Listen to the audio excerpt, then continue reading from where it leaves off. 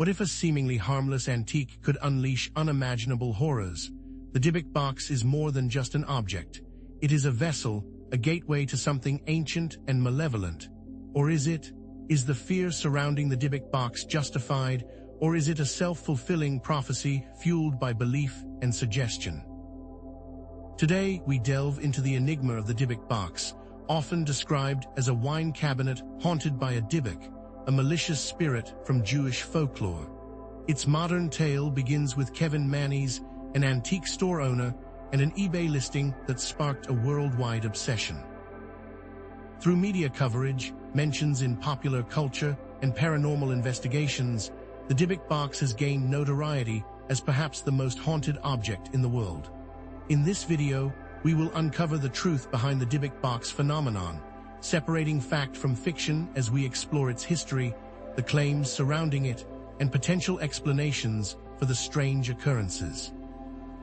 You'll hear chilling personal accounts from individuals who have owned the box, detailing the feelings of unease and alleged paranormal activity that plagued their lives.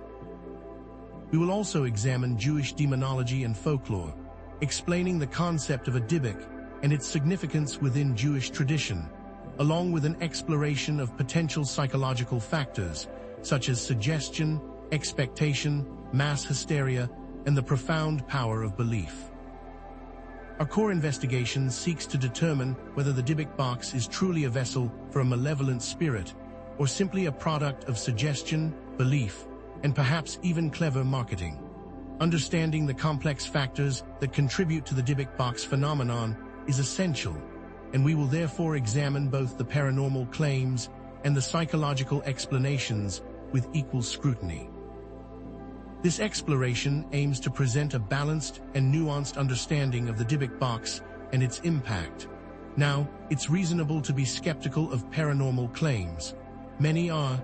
It's also important to acknowledge the power of belief and the human mind to create realistic experiences.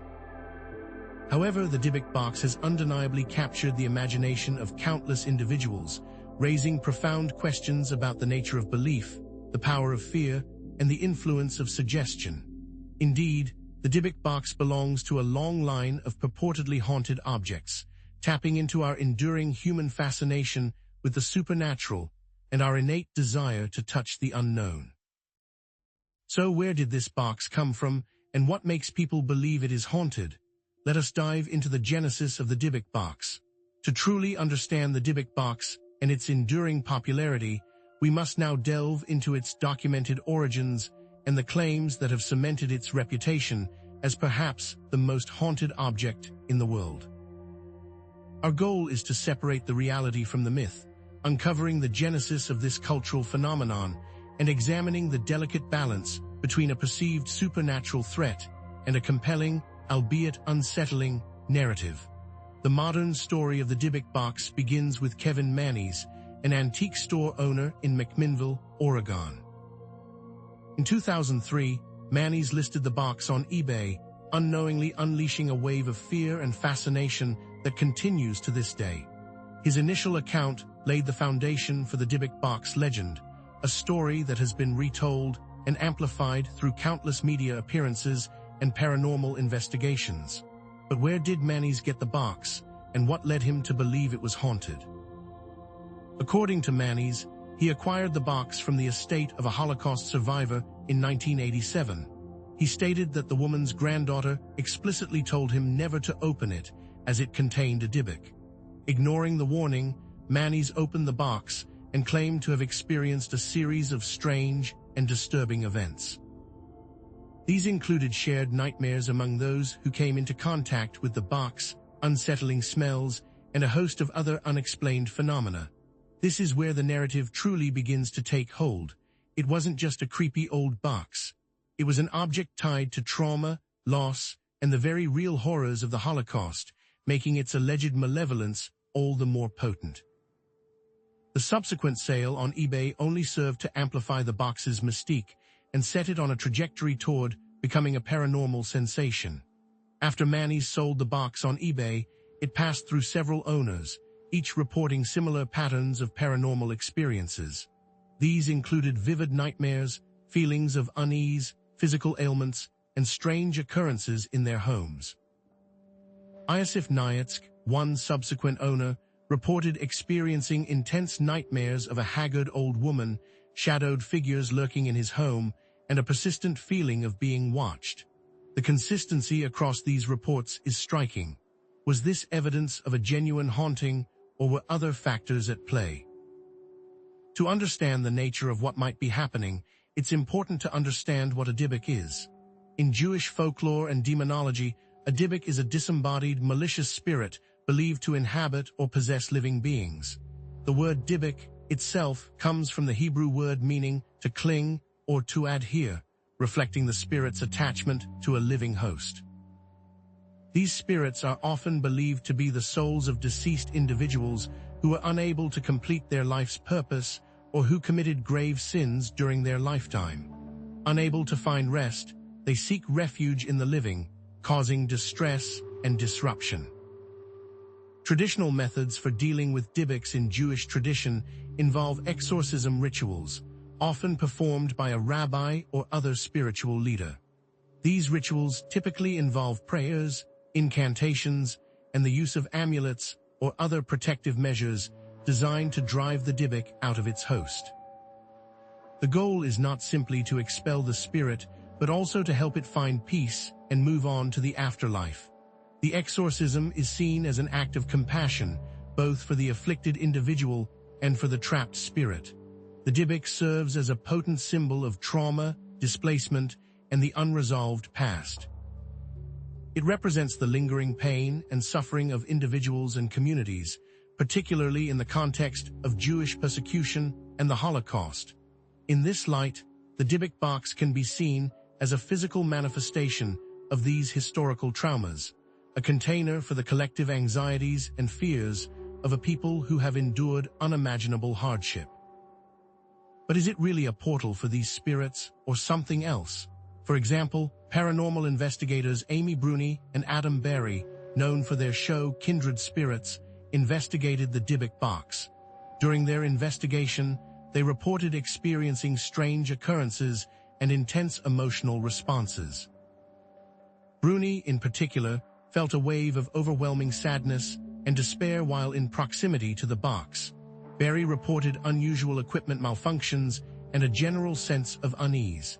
These accounts are consistent with reports from other owners and individuals who have interacted with the dybbuk box. These experiences of unease raise the question of genuine phenomena.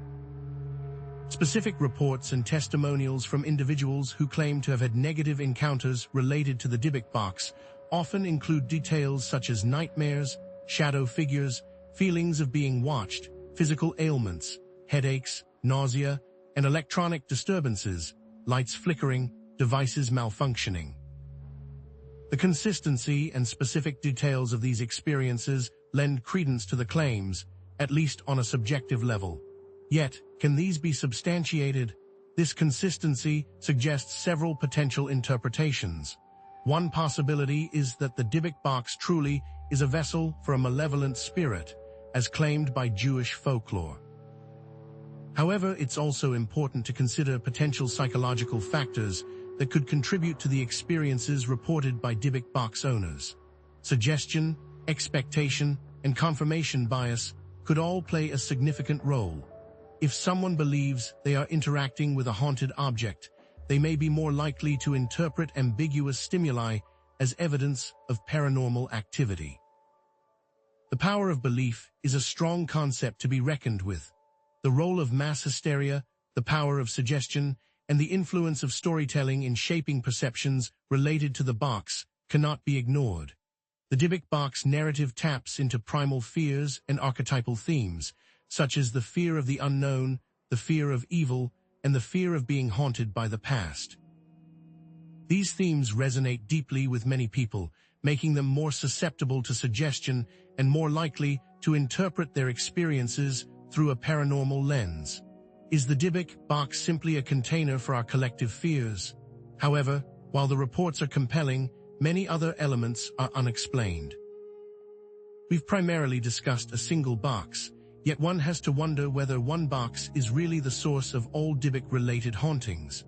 Moreover, much of the history has been tied to a wine cabinet, and it must be stated that the wine business has a long, storied, and sometimes shady history traversing global trade and regional economics.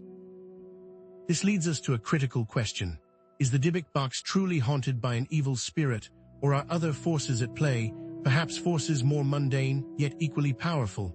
We will begin to unravel if some outside or economical force is working through the narrative of the DYBBUK box. While the claims of paranormal activity associated with the DYBBUK box are certainly compelling, a question arises. Is the DYBBUK box unique, or is it simply one of many haunted objects with a compelling story? To answer this, we must examine the potential economic incentives and marketing strategies that may have contributed to its notoriety, potentially uncovering the surprisingly mundane origins of the DYBBUK box's fame, and even the genesis of how Kevin Mannies's modern narrative became so prominent. Historically, the antique market has always been driven by a combination of genuine appreciation for history and a keen understanding of market forces. Wine collecting, with its emphasis on provenance and rarity, mirrors the dynamics of the antique trade. Both rely on creating a narrative around an object to increase its perceived value. Just as a bottle of wine from a prestigious vineyard gains value from its history and reputation, an antique gains value from its backstory, its connection to historical events, or its association with famous figures. The more compelling the story, the more desirable and expensive the item becomes. This practice extends far beyond wine and antiques, touching nearly every market where an object's history is leveraged for financial gain. The practice of creating backstories for antiques dates back centuries, with sellers embellishing or even fabricating details to enhance their appeal. These techniques range from subtle suggestions of historical significance to elaborate tales of royal ownership or supernatural occurrences. Historians of the antique trade note that these narratives, whether true or not, play a crucial role in shaping a buyer's perception of an object's value. The motives behind such embellishments are clear: increased demand, higher prices, and a competitive edge in a crowded marketplace. The antique market thrives on authenticity, yet it also operates in a gray area where perception often trumps reality. But can one man, Kevin Mannies, truly start a global trend? The advent of the internet and sites like eBay transformed the antique market, creating new opportunities for both sellers and buyers. This digital marketplace democratized access to antiques, allowing individuals from all over the world to participate in the trade. However, it also increased the potential for fraud and misrepresentation. Online platforms made it easier to create elaborate backstories and market haunted or historically significant items to a global audience, often with little oversight or verification. This marketing aspect cannot be understated. The internet became a fertile ground for the spread of urban legends and paranormal claims, amplifying the reach and impact of stories like that of the DYBBUK box. The digital age also allowed for the construction of a community around such items, further cementing their place in the cultural landscape. Before we delve too deeply into economic incentives, it's important to understand the psychological elements at play. Psychometry is defined as the supposed ability to discern the history of an object by touching it. Believers claim to experience vivid impressions, emotions, or even visions related to the object's past. While scientifically unverifiable, psychometry highlights the human tendency to project meaning and significance onto inanimate objects. The power of suggestion and personal belief cannot be ignored. This alleged ability is often associated with haunted objects, where the act of touching the object is said to trigger paranormal experiences. But does the act of touching the object truly conjure a presence, or does it simply amplify pre-existing beliefs and expectations? Framing and anchoring are psychological principles that further explain how perceptions of haunted objects can be influenced. Framing refers to the way information is presented, while anchoring describes the tendency to rely too heavily on the first piece of information received. In other words, the initial information can bias subsequent judgments and perceptions. A real estate agent, for example, might show a potential buyer a less desirable house first to make the subsequent properties seem more appealing. In the case of the Dybbuk box, the initial story of its acquisition from a Holocaust survivor and its alleged paranormal effects likely served as a powerful anchor, shaping how subsequent owners and observers interpreted their experiences. Once that narrative had been established, any strange occurrence could be easily attributed to the box's supposed malevolent influence. The placebo effect also plays a significant role in shaping subjective experiences and should be considered when examining the history. It's the phenomenon where a person experiences a perceived benefit from a treatment that has no inherent therapeutic value, based solely on their belief in its effectiveness. Studies have shown that the placebo effect can influence a wide range of physical and psychological conditions, from pain perception to anxiety levels. In the context of paranormal experiences, the placebo effect suggests that belief and expectation can significantly influence subjective perceptions. If someone believes they are interacting with a haunted object, they may be more likely to interpret ambiguous stimuli as evidence of paranormal activity. It's important to distinguish the placebo effect from genuine paranormal activity, as the line between the two can often be blurred. But can wanting an experience actually create one? The stories of other purportedly haunted objects, like the Annabelle doll and the Myrtle's plantation mirror, share common themes with the Dybbuk box narrative.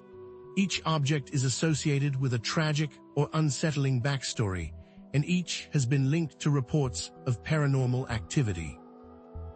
The Annabelle doll, for example, is said to be possessed by a demonic spirit, while the Myrtle's plantation mirror is believed to hold the spirits of a mother and child who were poisoned. These stories, like that of the Dybbuk box, tap into primal fears and archetypal themes, captivating the public's imagination.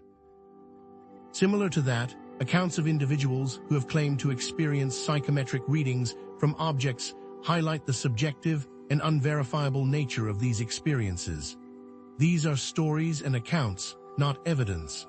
Studies on the placebo effect have demonstrated its powerful influence on pain perception, anxiety, and other subjective states.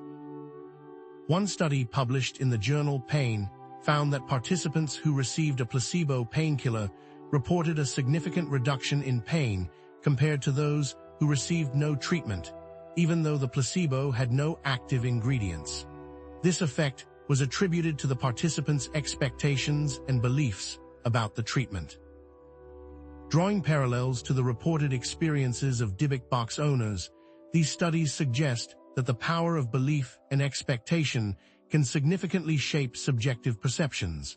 Is it, therefore, possible to suggest that expectations of the object could influence a person's experience?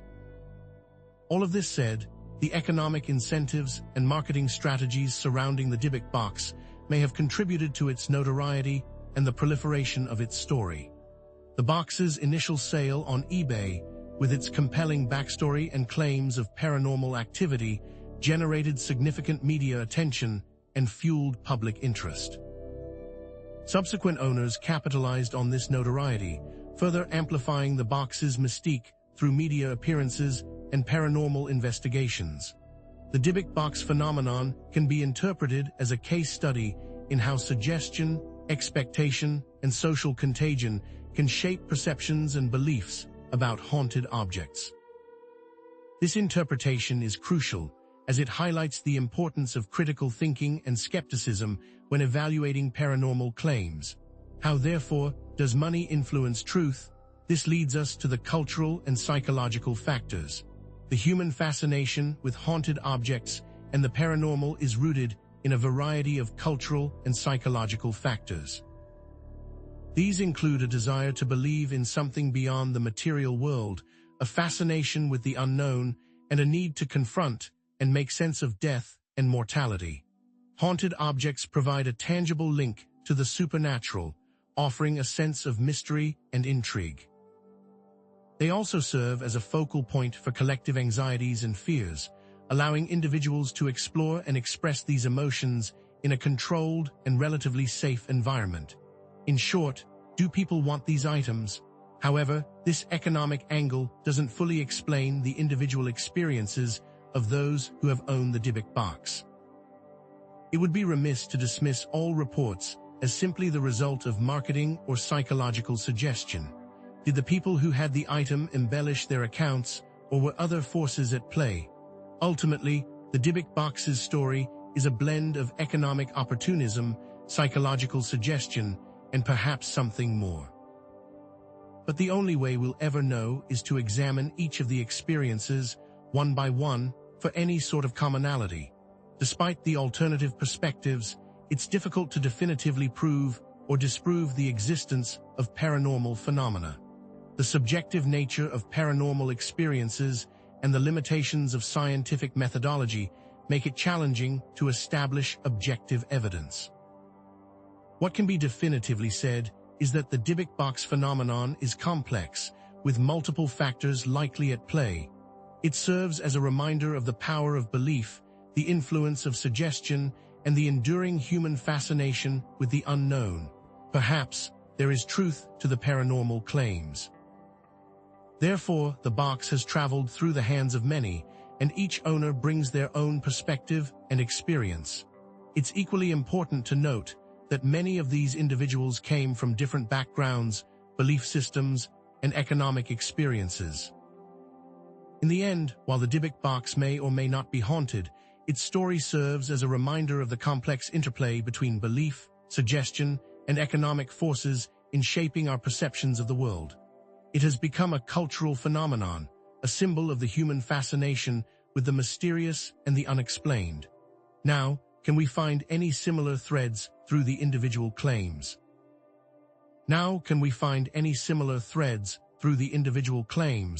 Or are they simply isolated incidents fueled by suggestion and fear? To truly understand the Dybbuk box phenomenon, we must delve into the experiences of those who have dared to open it, questioning whether their encounters are evidence of a malevolent entity, psychological projections, or simply elaborate tales spun for attention and profit. How can we separate fact from fiction and genuine paranormal events from the power of suggestion? One of the first individuals to publicly share their experiences after Kevin Manny's was Iosif Nhat. Nhat purchased the box, and his account provides a chilling glimpse into the alleged effects of owning the Dybbuk box. Nhat reported experiencing a series of increasingly disturbing events, beginning with vivid and unsettling nightmares. These weren't just ordinary bad dreams. They were intense, recurring visions of shadowy figures lurking in his bedroom, whispering unintelligible threats. As time went on, the nightmares escalated, leaving Nhat feeling increasingly paranoid and sleep-deprived. But the disturbances didn't stop there. Nhat also claimed to suffer from a range of unexplained physical ailments. He experienced persistent headaches, debilitating fatigue, and a strange skin condition that doctors were unable to diagnose. He reported that shadow figures became a constant presence in his home, darting around corners and lurking in the periphery of his vision. Was this a genuine haunting, or was Nhat's mind playing tricks on him? Other owners have reported a range of shared and unique experiences. Some reported similar nightmares and shadow figures, while others experienced poltergeist-like activity, such as objects moving on their own or strange noises emanating from the box. Some owners claimed to feel a constant sense of dread or anxiety, while others reported experiencing vivid hallucinations or altered states of consciousness. One owner even claimed that the box had a physical effect on their home, causing lights to flicker, appliances to malfunction, and a general sense of decay and rot. Another common thread was the perceived negative impact on their personal lives. Several owners reported strained relationships, financial difficulties, and a general sense of bad luck. Were these shared experiences evidence of a common source, or simply the result of suggestion and expectation.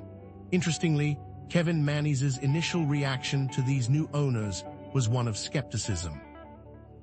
He initially dismissed their claims as attention-seeking behavior or exaggerations fueled by the box's notoriety. However, as more and more owners came forward with similar stories, Mannies's opinion began to shift. He started to wonder if there was something more to the Dybbuk box than he had initially believed, eventually expressing a mix of guilt and concern for the well-being of those who had come into contact with the object.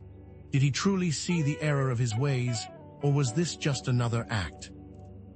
But before we jump to conclusions about supernatural forces, it's crucial to consider the psychological factors that may be at play.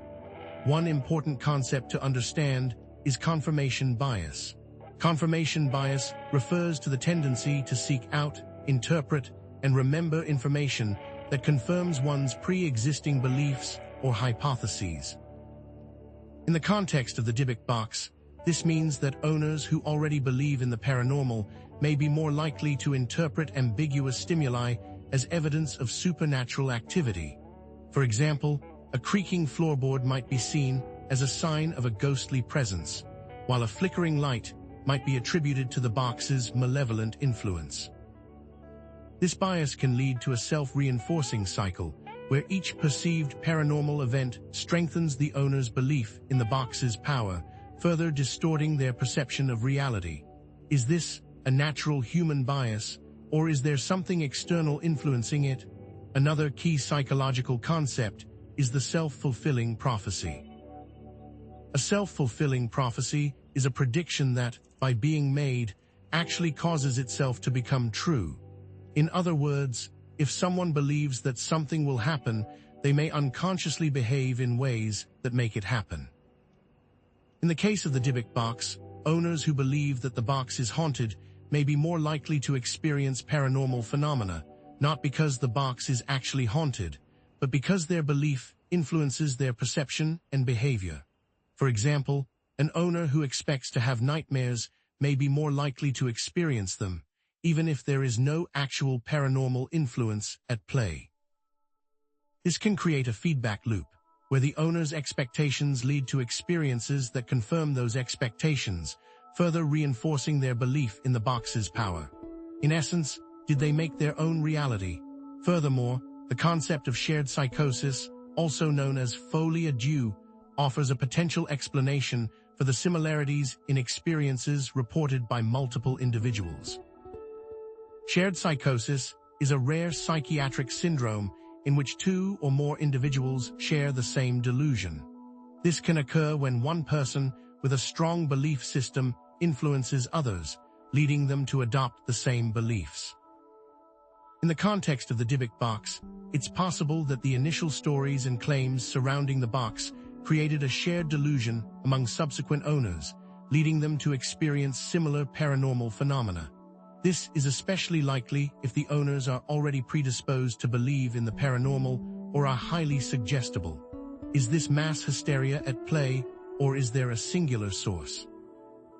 Consider Iosif Nyack's account, filled with vivid descriptions of shadow figures, recurring nightmares, and unexplained health issues. These details, while disturbing, are also remarkably consistent with common tropes of paranormal lore. Other prominent owners, such as Jason Haxton, have reported similar experiences, including feelings of unease, physical ailments, and encounters with shadowy entities. But are these shared experiences evidence of a genuine haunting, or simply the product of suggestion and expectation? Before purchasing the Dybbuk box, did the owners ever make comments like, "I wonder what kind of spirits are attached to it"? After the purchase, did those comments change to, "I'm pretty sure a spirit is watching me while I sleep"? Do any patterns exist between these comments? Accounts from individuals who spent considerable time with Dybbuk box owners or investigated their claims offer valuable insights. Some investigators remained skeptical, attributing the reported experiences to psychological factors or environmental influences. Others, however, expressed a belief in the box's paranormal properties, citing unexplained phenomena and the consistency of the owner's accounts. One investigator, who spent several weeks living with an owner, reported witnessing strange occurrences, such as objects moving on their own and unexplained noises. However, the investigator also noted that the owner was highly suggestible and prone to exaggeration, making it difficult to determine the true nature of the events. Does belief make it easier to manipulate others? Analyzing the shared patterns in experiences, it's hard to ignore the fact that most occurred when the owners were alone, frightened, or otherwise stressed. This raises the possibility that environmental factors, such as electromagnetic fields or infrasound, may have played a role in triggering or amplifying these experiences. It's also possible that some of the reported phenomena were simply the result of coincidence or misinterpretation. A strange noise might have been mistaken for a ghostly whisper, or a shadow might have been misinterpreted as a shadowy figure. All things considered, should these events be questioned more? Interpreting these accounts through the lens of confirmation bias, self-fulfilling prophecy, and shared psychosis, it becomes clear that psychological factors can significantly influence the perception and interpretation of experiences. However, it's also important to acknowledge the possibility of other explanations. Could environmental factors, coincidence, or even fraud have played a role? Perhaps some owners were attention-seeking, exaggerating or even fabricating their experiences to gain notoriety or profit. Perhaps some owners were predisposed to believe in the paranormal, making them more susceptible to suggestion and expectation. Perhaps we should entertain the fact that there may be unseen forces. However, regardless of the psychological explanations or potential embellishments, some experiences remain difficult to explain through conventional means. Could there be another way to look at this, a perspective that goes beyond the realm of psychology and into the realm of the unknown? Is it possible that the owner's experiences were influenced by external forces, such as other people, the environment, or unseen entities? Could there be more to the Dybbuk box than meets the eye? While we have explored some of the theories behind the Dybbuk box, it is equally important to acknowledge that some individuals genuinely believe in the paranormal activity associated with the Dybbuk box, despite the presence of psychological and economic factors. Many owners and researchers stand firm in their belief that the Dybbuk box houses something sinister. However, the subjective nature of paranormal experiences makes it difficult to definitively prove or disprove their authenticity. Ultimately, it is up to each individual to weigh the evidence and draw their own conclusions. As we have reviewed, the owners of the Dybbuk box have a complex interplay between individual subjectivity, cultural beliefs, and external factors in the Dybbuk box phenomenon. While the Dybbuk box may or may not be haunted, its story offers valuable insights into the human mind, the power of belief, and the nature of reality. So, while this chapter of the box's tale may have come to a close, we can learn and see the importance of the owner's experiences and the potential for psychological influences to shape those experiences. Now, could these experiences have been influenced by something beyond the human mind? What if the Dybbuk box is more than just a container for human fears and expectations? What if it's a conduit for something far more ancient, far more powerful, and far more sinister? Now, could these experiences have been influenced by something more than just individual psychology? What if the Dybbuk box is not merely a vessel for personal anxieties and fears, but a cultural artifact deeply embedded within a web of shared beliefs, expectations, and even unseen influences? This brings us to the crucial question: is the Dybbuk box phenomenon an organically grown story, or was it intentionally crafted to shape perceptions and beliefs? Historically, the idea of haunted objects has held a prominent place in popular culture, captivating audiences with tales of cursed artifacts and malevolent entities.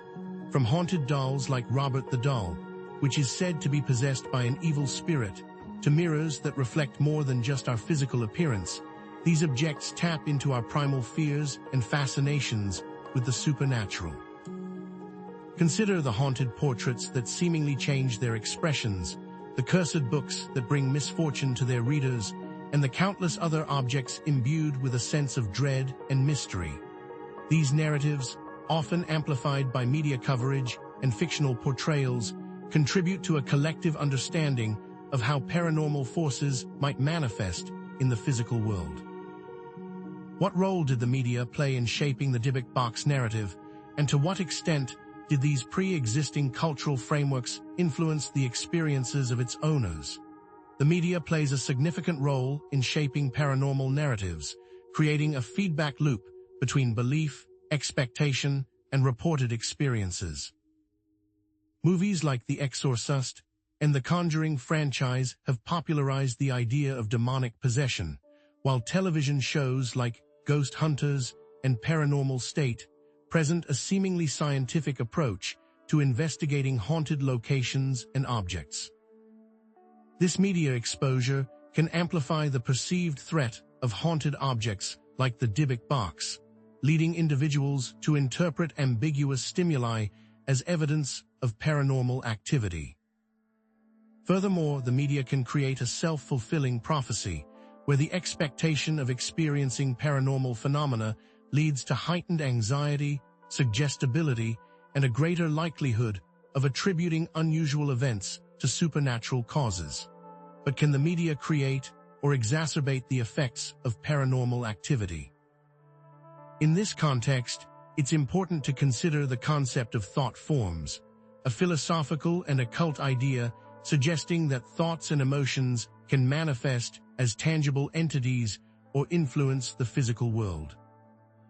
According to this theory, concentrated mental energy can create autonomous beings that exist independently of their creators, feeding off of the emotions and beliefs of those who interact with them. Could the DYBBUK be a thought form created by the collective fears and anxieties surrounding it, gaining power and influence over time, or is there another source? The term collective unconscious is defined as a shared reservoir of universal experiences, archetypes, and symbols that exist within the unconscious minds of all individuals. According to Carl Jung, the collective unconscious is the source of our shared cultural beliefs and patterns of behavior, influencing our perceptions of the world and shaping our responses to universal themes such as birth, death, and the supernatural. In the context of the DYBBUK, the collective unconscious may contribute to a shared cultural belief in the existence of malevolent entities and the potential for objects to become vessels for these forces. Can shared human experience be the gateway to an unseen world? But how do these shared beliefs translate into individual experiences? This is where the psychological principles of social contagion and emotional contagion come into play. Social contagion refers to the spread of behaviors, emotions, and ideas through groups of people, often unconsciously. Emotional contagion, specifically, refers to the tendency to automatically mimic and synchronize our emotions with those of others, leading to a shared emotional experience. In the context of the DYBBUK, social and emotional contagion could explain how the initial stories and claims surrounding the box spread through online communities and media outlets, leading others to adopt similar beliefs and even experience similar phenomena. Is it possible to catch an emotion like a cold? Furthermore, the concept of tulpa, which originated in Tibetan Buddhism, offers a potential connection to the DYBBUK as a manifestation of collective belief and intention. A tulpa is a being or object that is created through focused mental energy and visualization. According to Tibetan Buddhist teachings, a tulpa can become autonomous and even manifest in the physical world, taking on a life of its own. Could the DYBBUK be a modern-day tulpa, created by the collective belief and intention of those who have interacted with it, both in person and through media representations? Is this box merely a physical object, or is it a manifestation of something far more complex?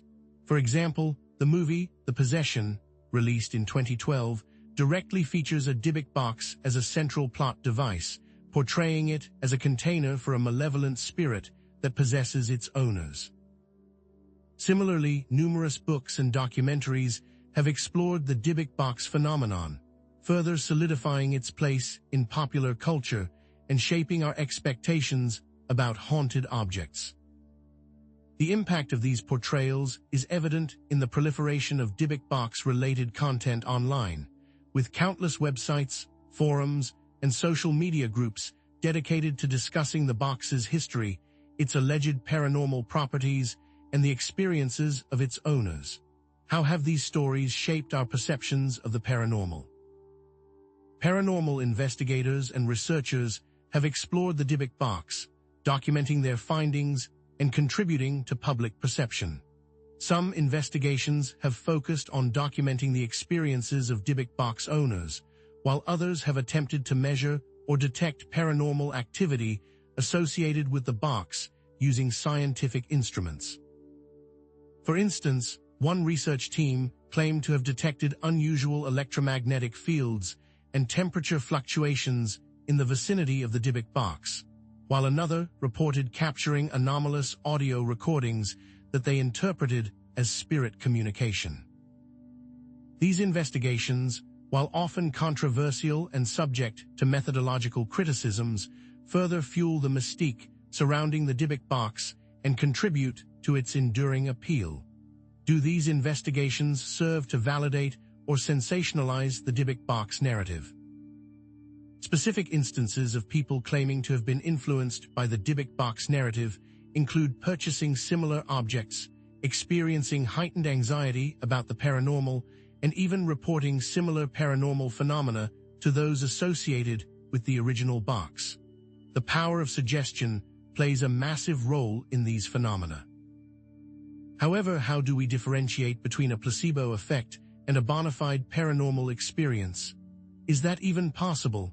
This suggests that the Dybbuk box phenomenon is a complex interplay of cultural beliefs, media narratives, and psychological factors, creating a compelling and enduring paranormal story. The box has become a modern-day legend, reflecting our deepest fears, anxieties, and fascination with the unknown. The proliferation of Dybbuk box-related content across various media platforms underscores its cultural significance and its ability to tap into our collective unconscious, prompting us to confront our beliefs about the paranormal and the nature of reality. Does it act as a cultural mirror, reflecting our own anxieties back at us? However, the ethical implications of promoting and profiting from haunted objects warrant careful consideration. The Dybbuk box and similar items have been sold for significant sums of money, raising concerns about the potential for exploiting vulnerable individuals and profiting from their beliefs. Furthermore, the sensationalized portrayal of haunted objects in the media can contribute to fear-mongering and irrational beliefs, leading to psychological distress and even harmful behaviors. Is it morally justifiable to profit from objects that are believed to be haunted, especially when it could potentially harm those who come into contact with them? But this is not the whole story. What if the Dybbuk box serves as a cautionary tale about the power of belief, fear, and the human imagination? What if it's a reminder that our thoughts and emotions can have a profound impact on our reality, shaping our perceptions and influencing our experiences? Is it possible that the Dybbuk box is not merely a container for a malevolent entity, but a symbol of the potential for both good and evil that exists within the human psyche? However, not everyone agrees with this interpretation. Some individuals dismiss the Dybbuk box phenomenon as mere superstition or fantasy without any basis in reality. Skeptics emphasize the importance of critical thinking, scientific evidence, and rational inquiry when evaluating paranormal claims, arguing that the reported experiences associated with the Dybbuk box can be attributed to psychological factors, environmental influences, or even deliberate deception. They caution against succumbing to mass hysteria, fear-mongering, and irrational beliefs, urging individuals to approach such claims with a healthy dose of skepticism. Are these skeptics missing something, or do they offer a necessary counterbalance to the hype surrounding the Dybbuk box? Despite these counterarguments, it's crucial to consider the complex interplay between personal experiences, psychological influences, cultural beliefs, and even external forces in the Dybbuk box phenomenon. The weight of evidence suggests that while the Dybbuk box may or may not be genuinely haunted, its story offers valuable insights into the human condition, the nature of fear, and the role of culture in shaping our beliefs and experiences. The enduring human fascination with the paranormal, the power of belief, and the potential for suggestion to shape our perceptions of the world remain at the heart of this enduring mystery. As we continue to explore the Dybbuk box phenomenon, what other secrets remain to be uncovered? But this raises a deeper question. Could the Dybbuk box narrative represent something more profound than just a haunting or a cultural phenomenon? Could it also serve as a cautionary tale, a reflection of our own human frailties and our relationship with the unknown? The story, however, might not only be about the influence of external forces, but also about the dangers of unchecked curiosity, obsession, and the temptation to manipulate forces we don't understand. Does the Dybbuk box, in its unnerving story, become a mirror reflecting our own societal obsessions with the forbidden and the unexplained? Throughout history, cultures have used cautionary tales to guide behavior, instill fear, and preserve social order. These narratives, often woven into the fabric of folklore and mythology, serve as potent reminders of the potential consequences of our actions. Consider Pandora's Box, a story from ancient Greek mythology, a tale of a woman whose curiosity unleashed unimaginable evils upon the world. Or the tragic story of Icarus, whose hubris led him to fly too close to the sun, melting his wax wings and sending him plummeting to his death. And who could forget Bluebeard, the wealthy nobleman who forbade his wives from entering a specific room in his castle, only to discover the gruesome fate that awaited those who disobeyed? These stories, though originating in different cultures and time periods, share a common thread: a warning against transgressing boundaries, ignoring wisdom, and succumbing to temptation. Are these stories not ancient echoes of the Dybbuk box narrative, modernized for a world grappling with new anxieties and fears? Could the Dybbuk box be considered a modern-day instance of moral panic, a societal overreaction to a perceived threat amplified by media coverage and online communities? To understand the Dybbuk box as a cautionary tale, we must first define the key concepts that underpin its narrative power.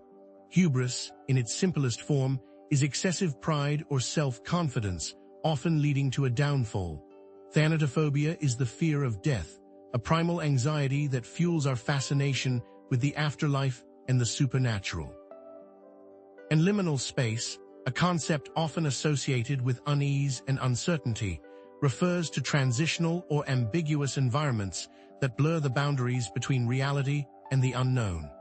Could hubris have led owners of the Dybbuk box to ignore warnings and delve deeper into its mysteries, believing themselves immune to its potential dangers? Does thanatophobia drive our collective fascination with haunted objects and the paranormal, making us vulnerable to suggestion and fear? And does the liminal space surrounding the box, both literally and figuratively, amplify feelings of unease and uncertainty, blurring the line between reality and imagination? For example, consider the initial warnings from the estate sale, the red flags raised by those who recognized the box's potential danger. These warnings, often dismissed or downplayed, could be interpreted as cautionary signs, hinting at the negative consequences that awaited those who dared to possess the box. Consider, too, the recurring nightmares, the unexplained health problems, and the pervasive sense of unease experienced by many who came into contact with the Dybbuk box. These experiences, though potentially explained by psychological factors, could also be seen as manifestations of the box's malevolent influence, serving as a warning against tampering with forces beyond our understanding. We must also acknowledge the accounts of individuals who, despite warnings, proceeded to ignore them and suffered loss, distress, or even physical harm. we must consider that the internet amplifies the sense of the unknown, and the drive for clicks and fame might lead to embellishments of the truth. Was this a factor in any of the DYBBUK owners' claims? This suggests that the DYBBUK can be interpreted as a cautionary tale about the dangers of unchecked curiosity, obsession, and the manipulation of dark forces. The story serves as a reminder that some doors are best left unopened, some secrets are best left buried, and some forces are best left undisturbed. This story also implies the potential consequences when we cross the boundaries between the physical and spiritual realms, highlighting the importance of respecting the unknown and heeding the wisdom of those who have come before us.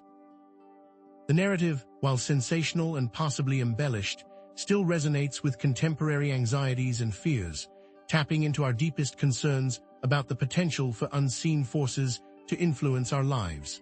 Could it be argued that the DYBBUK is a symbolic representation of repressed trauma, unresolved conflicts, and the need to confront and heal from the wounds of the past? Does the tale of the DYBBUK truly teach the importance of respecting boundaries, practicing self-control, and cultivating inner peace in a world filled with potential dangers and temptations? This raises the question of whether the individuals who came into contact with the DYBBUK were chosen for a specific reason or purpose, or whether they were simply unfortunate victims of circumstance. But this begs the question, is the DYBBUK simply a random object that attracts negative energy, or is there a more complex, intentional force at play? We must ask ourselves, is the story a series of unfortunate and disconnected events, or the unfolding of a sinister plan? In the next section, we will explore the potential role of unseen entities in the DYBBUK phenomenon, considering the possibility that the box serves as a conduit for communication with or influence from other dimensions or realms. However, not everyone agrees with this interpretation of the DYBBUK narrative. Some argue that focusing on the cautionary tale aspect distracts from the more pressing need to investigate the potential for genuine paranormal activity. It's important to note that this is just one perspective, and other interpretations may be equally valid. The cautionary tale framework may lead some individuals to dismiss the experiences of those who interacted with the box, attributing their suffering solely to psychological factors or personal failings, rather than acknowledging the possibility of external influences. This interpretation doesn't negate other explanations for the DYBBUK phenomenon, such as psychological factors, economic motives, or the power of suggestion. Despite these counterarguments, it's important to consider the potential symbolic meaning and cultural relevance of the DYBBUK narrative, in addition to its paranormal claims and psychological effects.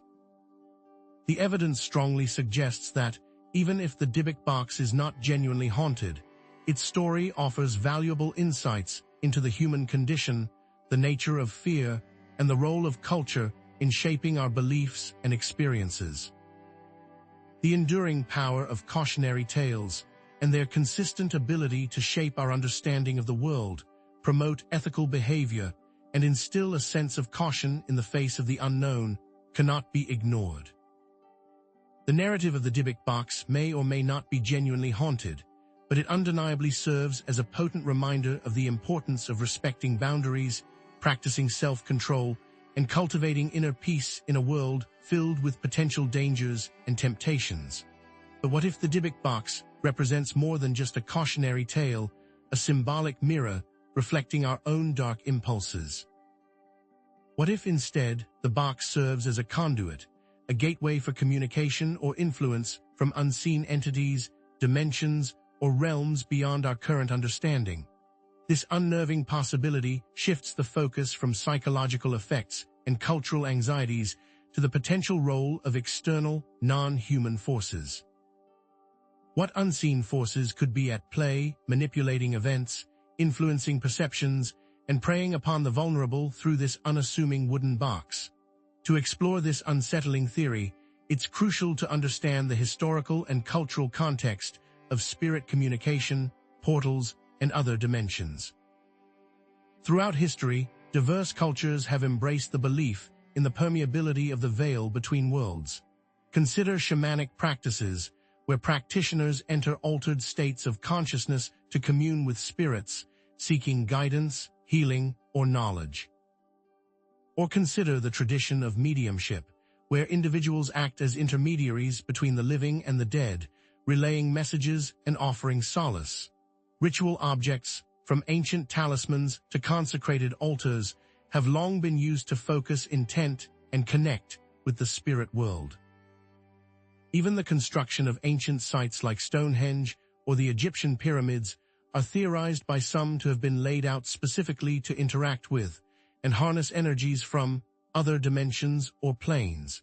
Could the Dybbuk box be a modern iteration of these ancient attempts to bridge the gap between worlds? Within Celtic spirituality lies the concept of thin places, locations where the boundary between the physical and spiritual realms is believed to be exceptionally permeable. These liminal zones, often characterized by natural beauty or historical significance, are considered sites of heightened spiritual activity and potential interdimensional interaction. The Isle of Iona in Scotland, for example, is revered as a thin place where the veil between worlds is particularly fragile. Similarly, ancient burial mounds and stone circles are often regarded as gateways to the otherworld, offering opportunities for communication with ancestors and spirit entities. Does the Dybbuk box, with its reported history of strange occurrences and unsettling energies, function as a portable thin place, a localized zone where the barrier between worlds weakens, allowing for unseen forces to penetrate our reality? In esoteric and occult traditions, the concept of interdimensional beings takes center stage.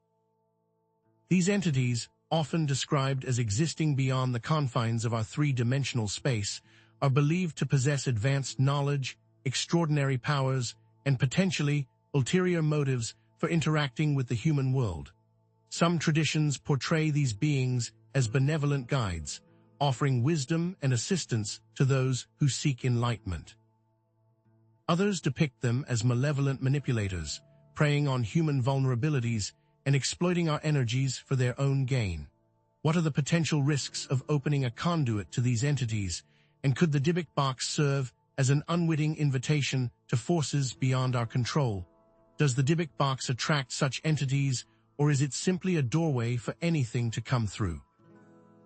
To truly understand the Dybbuk box as a potential access point, we must first define conduit, gateway, and portal within the context of paranormal beliefs. These terms all describe points of access, whether intentional or unintentional, between different realms or dimensions. A conduit implies a channel or pathway through which energy or entities can flow. A gateway suggests a more substantial opening, a doorway that allows for direct passage, and a portal evokes the image of a swirling vortex, a tier in the fabric of reality that connects disparate locations or timelines. How do these concepts relate to the Dybbuk box, and could it be functioning as a means of connecting with or influencing unseen entities, regardless of the original intentions of its creators or owners? Theosophy and other esoteric traditions delve into the concept of thought forms, suggesting that collective human thoughts and emotions can coalesce into tangible entities that exist independently of their creators. These thought forms, imbued with the energy and intention of their creators, can exert influence on the physical world, shaping events, influencing perceptions, and even manifesting as physical phenomena. Imagine the collective fear and anxiety surrounding the Dybbuk box, amplified by countless stories, online discussions, and media portrayals. Could this concentrated energy have created a powerful thought form, an entity that feeds off the collective belief in the box's malevolent power, perpetuating the cycle of paranormal activity and reinforcing its reputation as a harbinger of misfortune? Spiritual parasitism, a disturbing concept in occult lore, suggests that certain entities may feed off human energy, emotions, or even life force. These parasitic beings, often described as shadowy figures or psychic vampires, attach themselves to vulnerable individuals, draining their vitality and leaving them feeling depleted, anxious, or even physically ill. The Dybbuk box, with its reported history of causing negative health effects and emotional distress, could potentially serve as a focal point for such entities, attracting them to individuals who possess the energy or vulnerability they seek to exploit. Are the negative effects reported by owners the result of a parasitic entity feeding on their life force? Consider the numerous paranormal experiences reported by Dybbuk box owners. Voices whisper in the dead of night, apparitions flicker in the periphery of vision, sudden drops in temperature send chills down the spine, and the unsettling feeling of being watched permeates every corner of the room. Are these merely manifestations of an overactive imagination fueled by suggestion and fear? Or could they be interpreted as evidence of communication with or influence from unseen entities, struggling to break through the veil and make their presence known? What other explanations are there for these experiences? Paranormal investigators and researchers have explored the Dybbuk box, seeking to unravel its mysteries and determine the veracity of the claims surrounding it. Some have reported encountering strange phenomena, such as electronic devices malfunctioning, objects moving on their own, and unexplained energy surges. Others have remained skeptical, attributing the reported experiences to environmental factors, psychological suggestion, or outright fabrication. What definitive evidence, if any, have these investigations uncovered, and does it support the theory that the Dybbuk box serves as a conduit to other realms? Has any true scientific analysis been conducted? The Dybbuk box has been linked to numerous manifestations, such as objects moving on their own, strange symbols appearing, and electronic devices malfunctioning, and such events have close similarities to spirit communication stories from around the world. Could the Dybbuk box be more than just a container for a trapped spirit, and instead an amplifier or facilitator of communication with entities that exist independently of the box itself? Does the box act like an antenna, amplifying faint signals from beyond, or does it act as a filter, allowing only certain types of entities to pass through? However, the interpretation of the Dybbuk box as a conduit for unseen entities carries significant psychological and spiritual implications. If the box genuinely serves as a bridge between worlds, it raises the possibility of both positive and negative outcomes. On one hand, it could offer opportunities for communication with benevolent entities, accessing wisdom, guidance, and healing energies. On the other hand, it could open the door to malevolent forces, unleashing chaos, suffering, and spiritual corruption. Would any good come from opening the Dybbuk box, or are the risks too great? Through the lens of spirit communication, interdimensional influence, and spiritual parasitism, the experiences reported by Dybbuk box owners take on a new and unsettling dimension. The nightmares, the health problems, the emotional distress, the pervasive sense of unease, could these be symptoms of a deeper, more sinister influence? A gradual erosion of the individual's physical, mental, and spiritual well-being by entities feeding off their vulnerability. Do these explanations adequately account for the observed phenomena, or are we still missing a crucial piece of the puzzle? What is the real story of the Dybbuk box? The ethical considerations of opening or maintaining a conduit to unseen entities are profound and far-reaching. Is it responsible to tamper with forces we do not fully understand, especially when the potential consequences are so dire? What are the risks to oneself, to others, and to the broader community when we invite unknown entities into our reality? Is it ethical to contact entities, or should these doors be left closed? The conduit interpretation of the Dybbuk box raises the crucial question of what, or who, is on the other side of the portal. To understand what could be coming through, it is vital to delve into the depths of Jewish demonology, exploring the diverse array of entities, spirits, and forces that may be associated with the box. Could the Dybbuk box be attracting specific types of entities, or does it serve as a general gateway for any and all unseen forces lurking beyond our perception? We will explore the entities in the next section. However, it is vital to acknowledge that the conduit interpretation of the Dybbuk box remains speculative, lacking definitive scientific evidence to support its claims. The reported experiences of Dybbuk box owners, while compelling, could be explained by other factors, such as psychological influences, environmental factors, or mere coincidence. Perhaps there is no dark force, and the owners are simply living through psychological anomalies they are ascribing to outside forces. It is equally important to acknowledge the potential dangers of romanticizing or glorifying spirit communication, particularly when dealing with potentially malevolent entities. Approaching such practices with caution, respect, and a healthy dose of skepticism is crucial to avoid falling prey to deception, manipulation, or even spiritual harm. Is there a middle ground when dealing with such items? Despite these counterarguments, it remains crucial to consider the potential role of unseen entities in the Dybbuk box phenomenon, even in the absence of definitive proof. The enduring human fascination with spirit communication, coupled with the power of belief and the potential for suggestion to shape our perceptions of the world, suggests that something more than mere coincidence may be at play. The story of the Dybbuk box, whether a genuine conduit to other dimensions or realms, serves as a haunting reminder of the vastness and mystery of the universe. The evidence suggests we must remain open-minded, critical, and respectful in the face of the unknown. But what kind of entities might be lurking on the other side of the Dybbuk box, and what are their intentions? If the Dybbuk box truly serves as a conduit, it becomes crucial to understand what might be coming through. To even begin to grasp the possibilities, we must delve into the relevant demonology in this case, that of Judaism. By exploring the framework for demonic entities within Jewish tradition, we can gain a context for evaluating the claims surrounding the Dybbuk box and setting realistic expectations. But what if this exploration reveals more about ourselves than about the supernatural?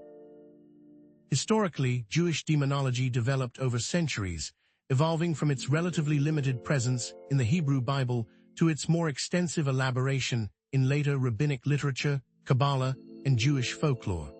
While the Hebrew Bible mentions spirits and shadowy figures, it's in texts like the Talmud and Kabbalistic works that a more detailed and complex demonology emerges. These texts describe a diverse array of demonic entities, each with their own unique characteristics, powers, and roles in the cosmic order. But what forces shaped these beliefs, and how did they evolve over time? Jewish demonology wasn't created in a vacuum. It was significantly influenced by interactions with other cultures and religions, such as Babylonian, Persian, and Hellenistic traditions.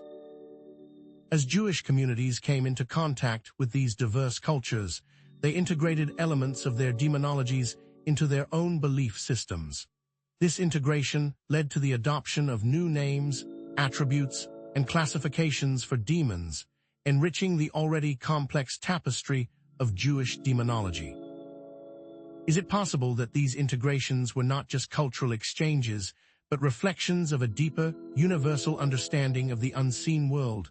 What elements of the past still persist? Attitudes toward demons within Judaism have also changed over time.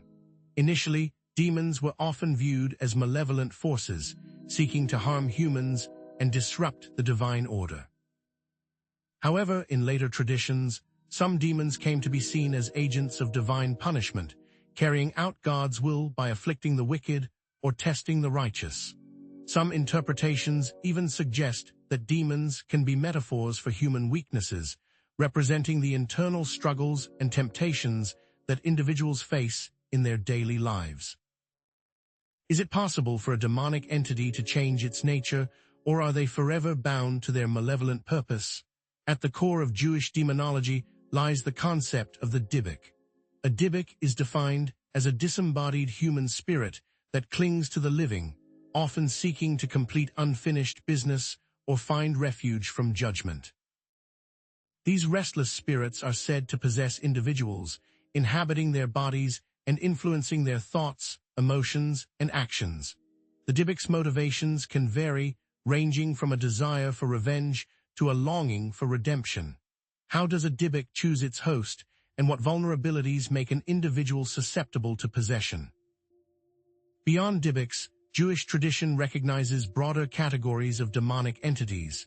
Shedim are demons, often depicted as mischievous or malevolent spirits that can cause illness, misfortune, and other forms of harm. Lilin are night demons, typically female, who are believed to prey on unsuspecting individuals, particularly men, during their sleep.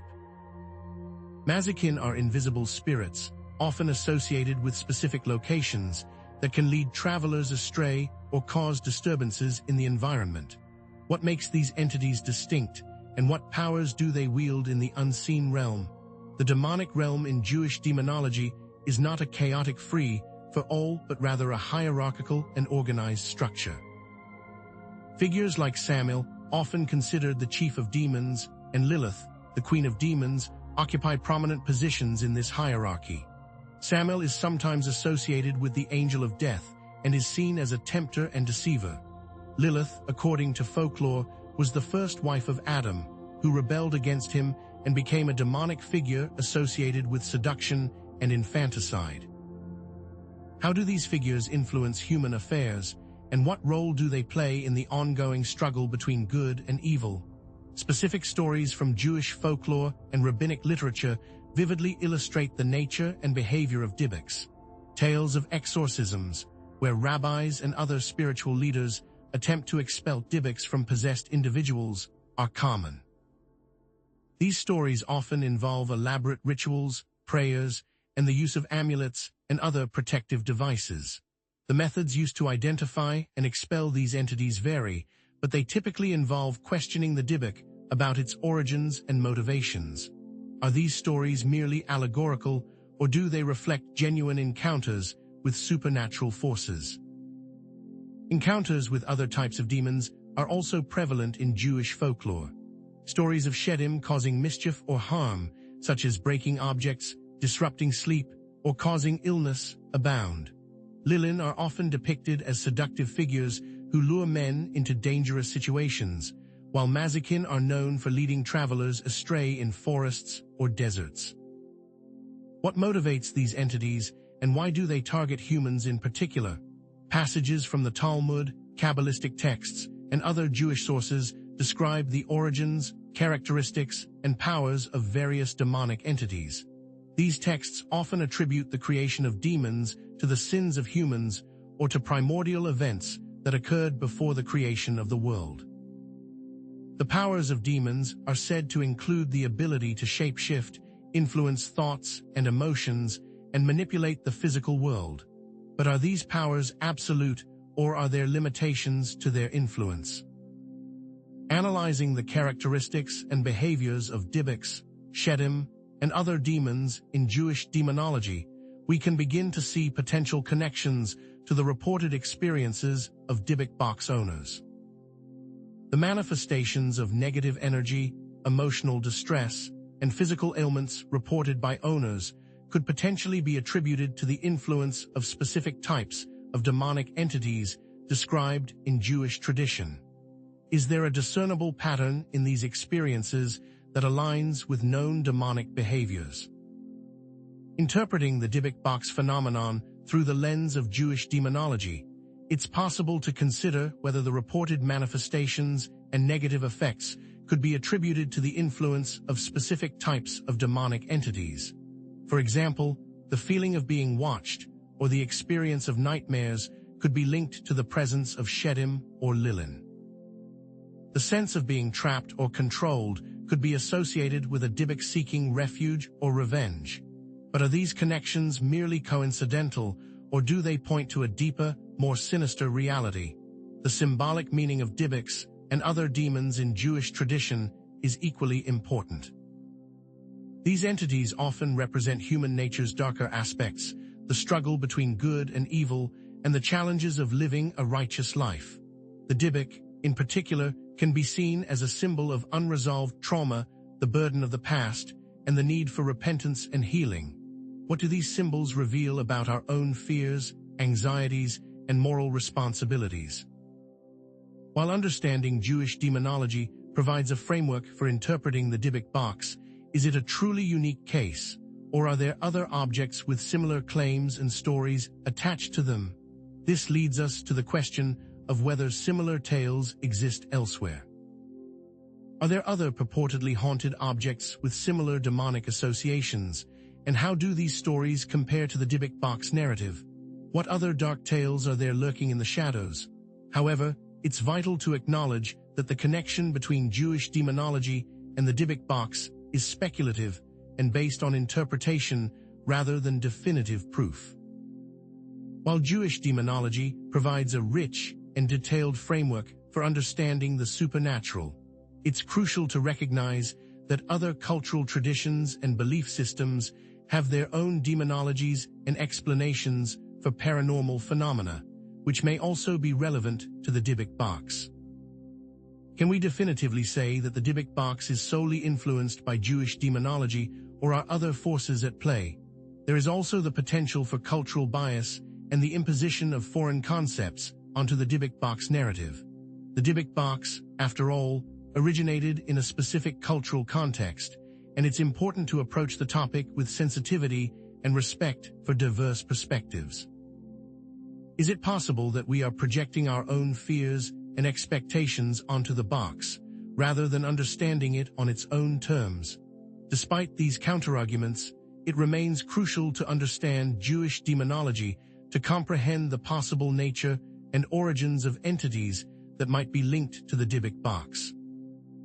The rich and complex history of Jewish demonology, its enduring influence on Jewish culture and folklore, and its potential relevance to contemporary paranormal phenomena offer valuable insights. Whether or not the Dybbuk box is truly haunted, exploring Jewish demonology can illuminate the human fascination with evil, the power of belief, and the challenges of confronting the unknown. What if the true mystery lies not in the box itself, but in our own minds and the stories we tell ourselves? While exploring Jewish demonology has given us a glimpse into what might be influencing the Dybbuk box, could it be that its infamy is merely a reflection of a broader human fascination with haunted objects? Is the Dybbuk box truly unique, or is it simply one of many vessels said to house malevolent entities, each with its own terrifying tale?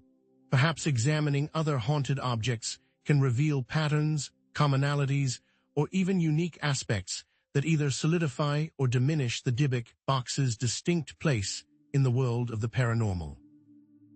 Is there something special about this box, or is its power simply a product of our collective fears and expectations?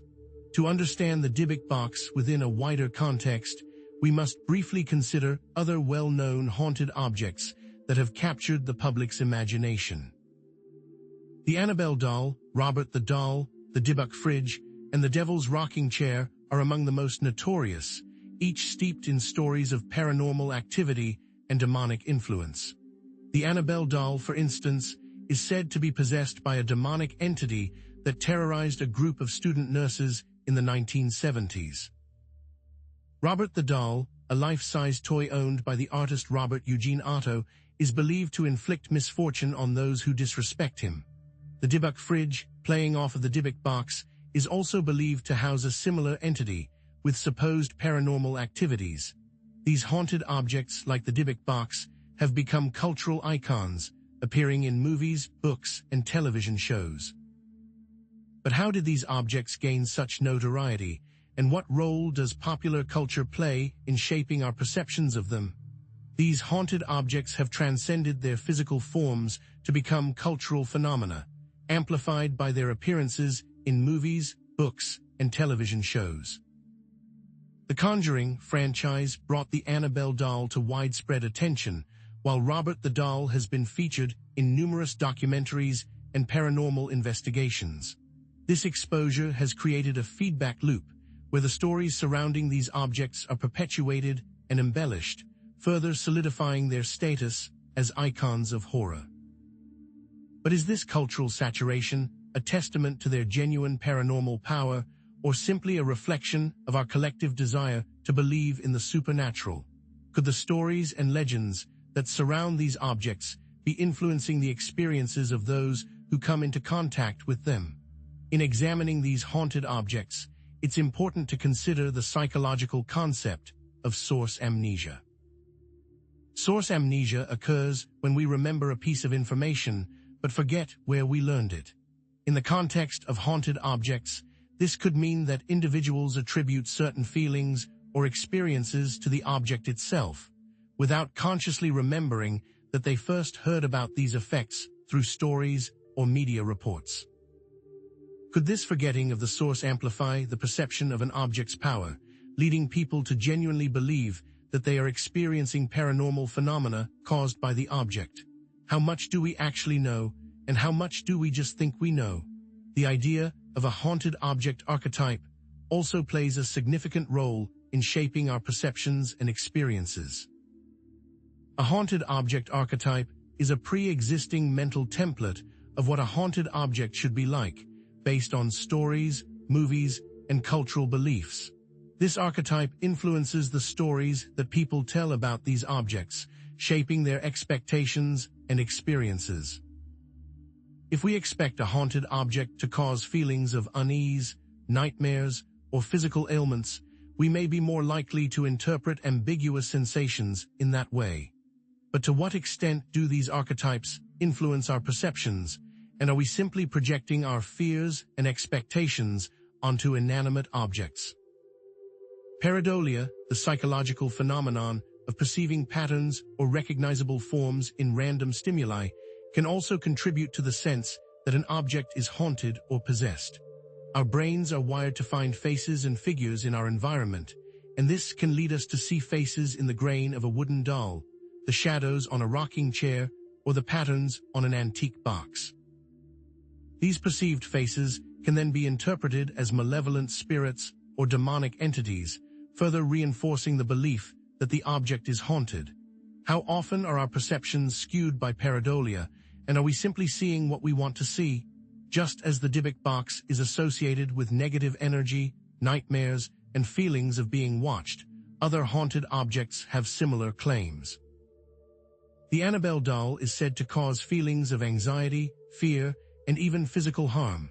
Robert the doll is believed to inflict misfortune on those who disrespect him, causing car accidents, job losses, and relationship problems. The devil's rocking chair is said to bring bad luck and even death to those who sit in it. Are these similarities merely coincidental, or do they point to a shared underlying phenomenon? What would cause such varied items to generate similar stories? Paranormal investigators have explored both the Dybbuk box and other haunted objects, seeking to document and understand the phenomena associated with them. Some investigators have reported experiencing similar sensations around different haunted objects, such as feelings of coldness, unease, or the presence of unseen entities. Others have captured anomalous photographs, videos, or audio recordings that they interpret as evidence of paranormal activity. But do these investigations provide objective proof of paranormal phenomena, or are they influenced by the investigators' own beliefs and expectations? Does the presence of an investigator alter the activity, or are they simply observing what is already there? The supposed demonic manifestations associated with these objects also share similarities. Objects moving on their own, unexplained noises, visual disturbances, and even physical attacks have been reported in connection with the Dybbuk box, the Annabelle doll, Robert the doll, and other haunted objects. Some individuals have even claimed to have been possessed or influenced by the entities residing within these objects. Do these shared manifestations suggest a common source, or are they simply the result of suggestion, exaggeration, or outright fabrication? Could one story feed another, creating a self-perpetuating cycle of fear and belief? Analyzing the Dybbuk box phenomenon in comparison to other haunted objects reveals both common patterns and unique elements. The shared patterns include the presence of negative energy, the experience of nightmares and physical ailments, and the belief that the object is inhabited by a malevolent entity. However, the Dybbuk box stands out due to its specific cultural and religious context, rooted in Jewish demonology and folklore. What can we learn from these common patterns, and what makes the Dybbuk box unique? These similarities and differences can be interpreted through psychological, cultural, and potentially paranormal explanations. The psychological explanations emphasize the role of suggestion, expectation, and pareidolia in shaping our perceptions and experiences.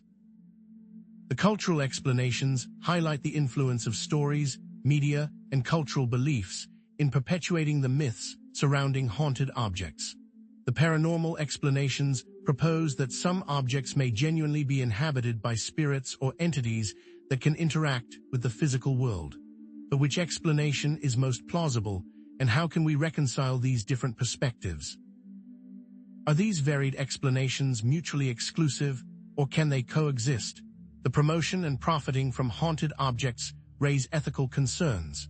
While some individuals may genuinely believe in the paranormal and wish to share their experiences, others may be motivated by financial gain, exploiting the fears and beliefs of vulnerable individuals.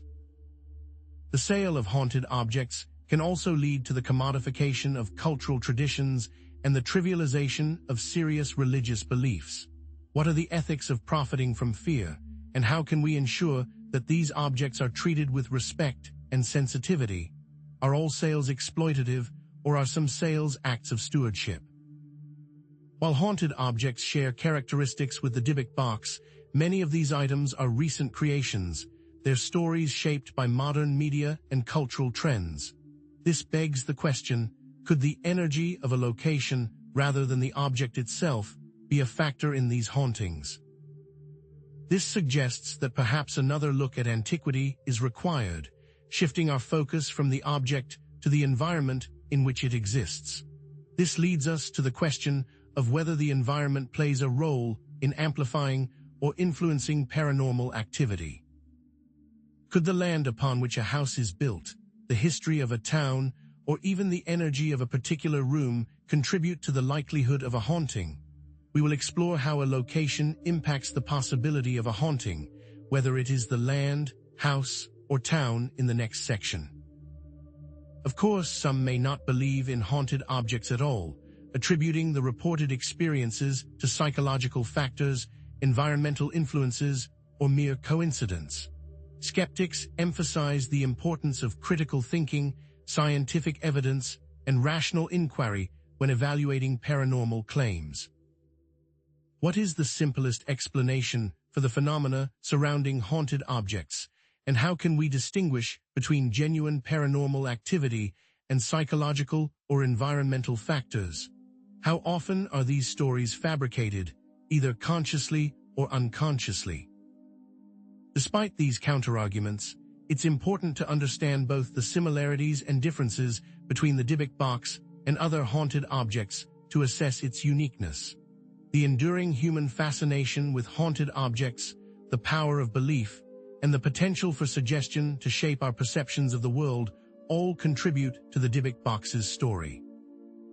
Whether or not the Dybbuk box is truly haunted, its story offers valuable insights into the human condition, the nature of fear, and the role of culture in shaping our beliefs and experiences. So, as you reflect on the Dybbuk box, remember, its story is as much about us as it is about the box itself. While we have explored haunted objects and their characteristics, could it be that the source of their purported power lies not within the object itself, but in the environment surrounding it? Can a location, its history, its energy, its very structure contribute to the possibility of a haunting, and how does this play into the Dybbuk box narrative? This shifts the focus from the object itself to its surroundings, proposing that the environment may charge or influence objects in specific instances. But could this charge be the true source of the haunting? To understand how a location can influence paranormal phenomena, it's important to consider the concept of genius loci. In Roman tradition, the genius loci was the protective spirit of a place, a deity believed to inhabit and safeguard a specific location. Over time, This belief evolved into a broader understanding of places possessing distinct energies or identities, shaped by the events that occurred there, the emotions experienced within their walls, and even the geological features beneath the surface.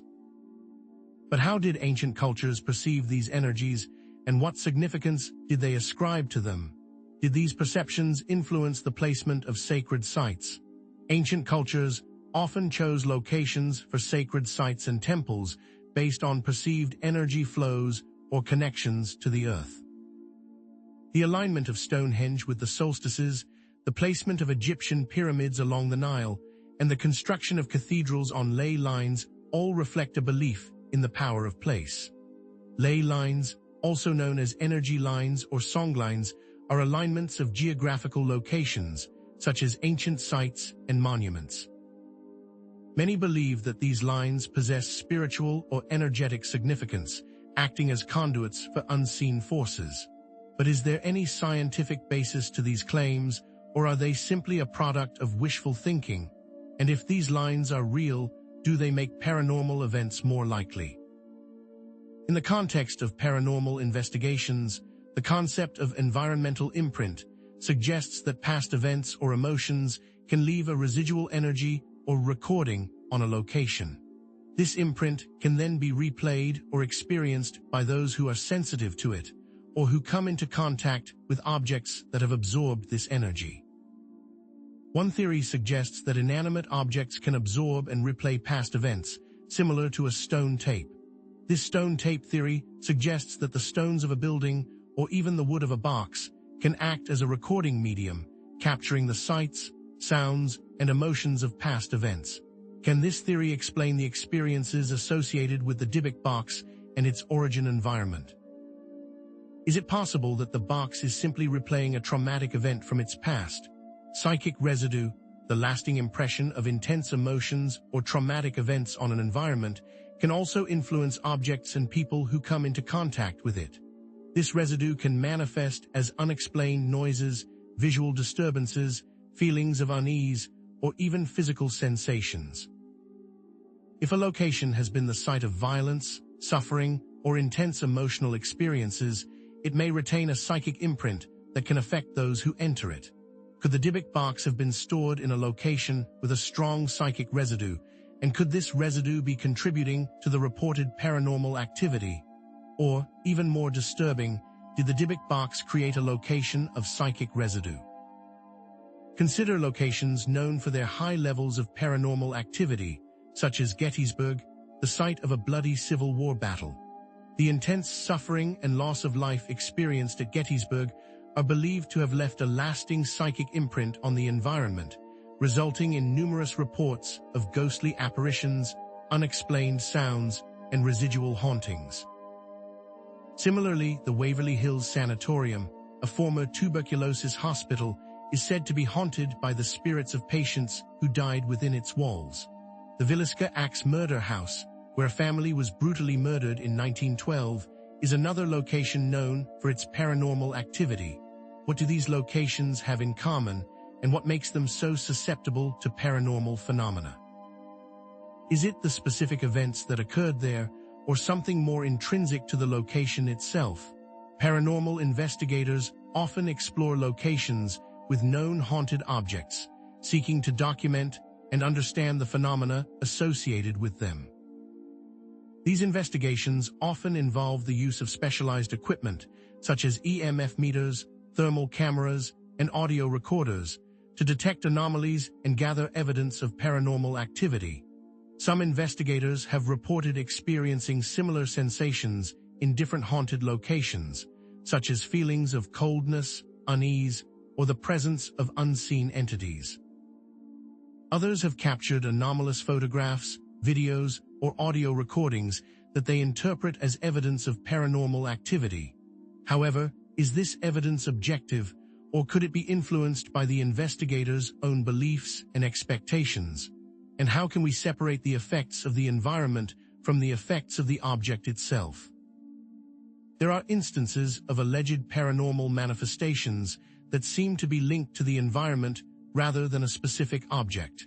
Residual hauntings, for example, are said to be replays of past events, occurring in a specific location and repeating over and over again. Poltergeist activity, characterized by unexplained noises, objects moving on their own, and other disruptive phenomena, is often attributed to environmental factors or the presence of a troubled individual. Unexplained energy fluctuations, such as sudden drops in temperature or spikes in EMF readings, can also be indicative of environmental influences. Can these phenomena be explained by natural causes, or do they point to something more mysterious at play? Analyzing the DYBBUK phenomenon through the lens of environmental influence, we must consider the box's origins, past owners, and the locations it has been stored. Could the box have been created in a place with a history of trauma or negative energy? Could its past owners have unknowingly contributed to the reported experiences through their own emotional states or psychic abilities? Could the locations where the box has been stored have amplified its effects, creating a perfect storm of paranormal activity? Is there a central node where the activity seems more intense? It is possible to interpret the accounts of DYBBUK owners and paranormal investigators through the lens of psychic residue, stone tape theory, and environmental imprint. These explanations might account for the observed phenomena.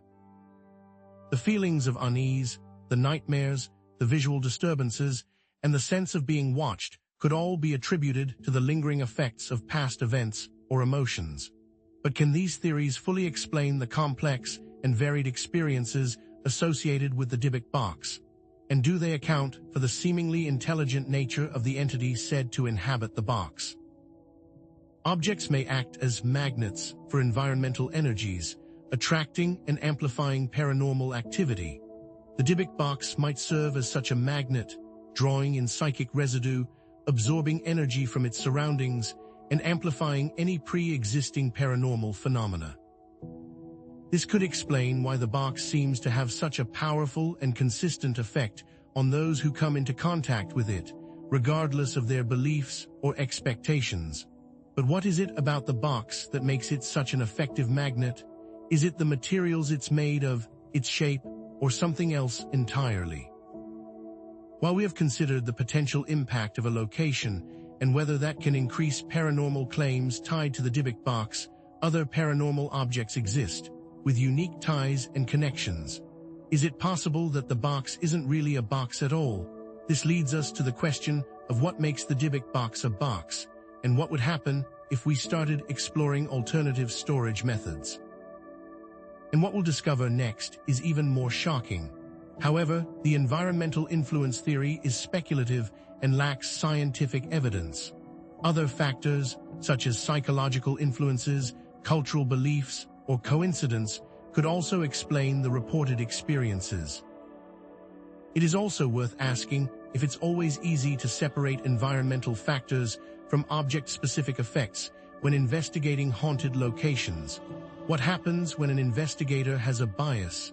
Despite these counterarguments, the role of environmental influence should be considered when understanding the DYBBUK phenomenon.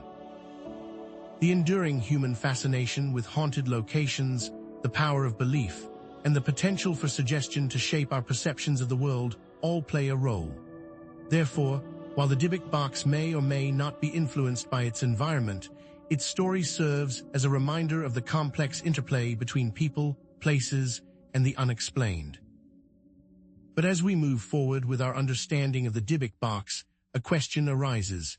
If not a box, what other containers could house a DYBBUK, and does the container itself matter at all? But what if the DYBBUK as a container is a misdirection, a focus on the literal that blinds us to a deeper truth? What if it isn't about the box itself?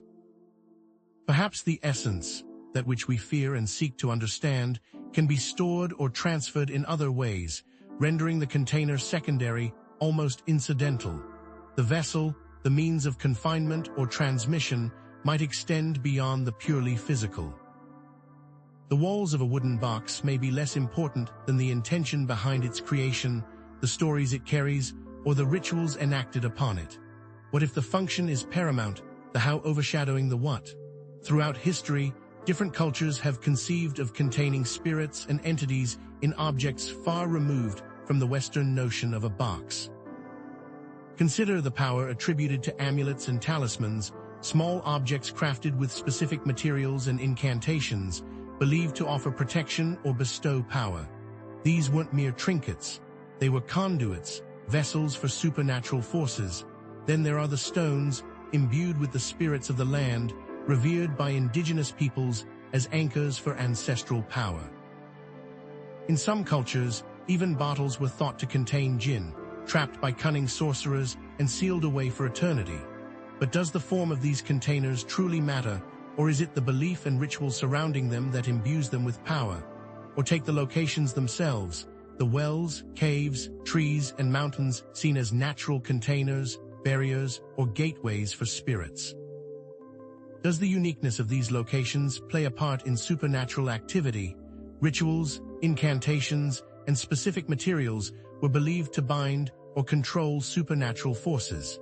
The elaborate ceremonies surrounding the creation and consecration of magical objects weren't just for show. They were the means by which the object became a vessel, a prison, or a portal. The materials used rare herbs, precious metals. The bones of animals were carefully chosen for their symbolic resonance and their supposed energetic properties. Incantations, spoken in ancient languages and filled with esoteric knowledge, were believed to vibrate with the power of creation, shaping reality and bending spirits to the will of the practitioner.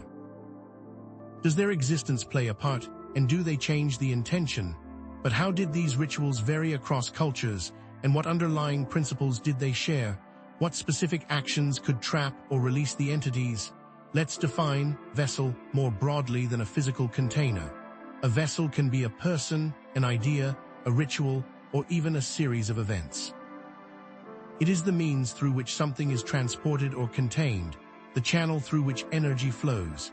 Consider a song passed down through generations, carrying the weight of history and emotion. Is the song itself not a vessel? Now, contrast this with the idea of an empty vessel, a state of being devoid of will, purpose, or self, and therefore easily taken over by outside forces. This state of emptiness, of vulnerability, makes individuals prime targets for possession, whether by spirits, ideologies, or manipulative individuals. What is the connection between the vessels? How do they act as targets for possession? Relating this to the Dybbuk box, we must ask, is it a literal box, or a symbol, a metaphor for something else entirely? Could the box simply represent the means or opportunity for attachment, a focal point for fear and belief? Perhaps the box is a key that unlocks a different door, allowing something to enter our world. Its physical form becomes less important than its symbolic function. Is the box truly an anchor, or is it merely a trigger, a catalyst for something already lurking in the shadows? Does the key unlock our own minds? Consider the golem of Jewish folklore as an example of a constructed vessel. The golem is a being created from inanimate matter, typically clay, and animated by Kabbalistic knowledge and the invocation of divine names. It is a servant, a protector, a blank slate brought to life through ritual and intention. The golem's existence is entirely dependent on its creator, lacking independent will or consciousness. How does this creation act as a container for something else? Does the creator's intent define the golem's purpose, or explore the use of human mediums as vessels for spirits in spiritualist traditions? Mediums enter altered states of consciousness to allow spirits to communicate or manifest through them, offering their bodies and minds as temporary hosts. They become conduits, blurring the boundaries between the living and the dead. What makes them so vulnerable and desired as vessels? In our modern world, we see examples of individuals who are said to be channels for specific entities, information, or ideas, often through esoteric or New Age practices. These channels claim to receive messages from ascended masters, extraterrestrial beings, or collective consciousness. They act as conduits, transmitting information and energy to those who seek guidance. But are these individuals truly vessels for external forces, or are they simply tapping into their own subconscious minds? How are they good containers? Is it about the performance and not the containment? What are the implications of a broader definition of vessel for understanding the Dybbuk box? It challenges the assumption that the box is inherently important, that its physical properties are what make it dangerous. Instead, it suggests that the power lies in the belief around the box, the ritual of opening it, the stories associated with it, all of which act as the true vessel for the Dybbuk. Is the ritual, the act of engaging with the box, the true source of energy, the means by which the entity gains access to our world? Does the ritual trick us into believing it's real? Perhaps the Dybbuk box may not need to be a literal box at all.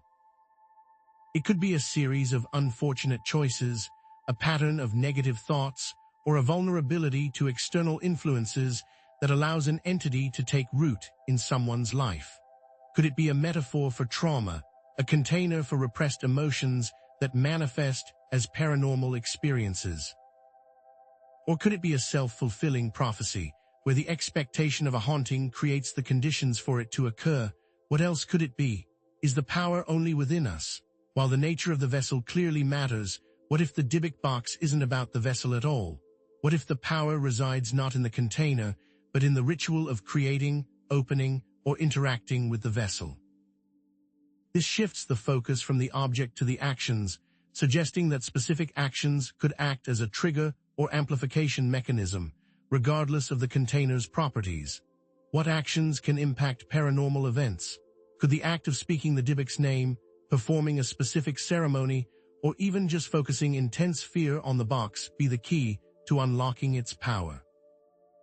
It is important to acknowledge that the vessel theory can be interpreted in various ways, its meanings colored by cultural beliefs and personal experiences. What one culture sees as a sacred vessel, another may see as a mundane object. These perceptions and interpretations matter. Not all cultures ascribe the same significance to inanimate objects, and what we deem haunted may simply be a reflection of our own cultural biases. How are these biases formed? Some believe a physical container is essential for containing powerful entities.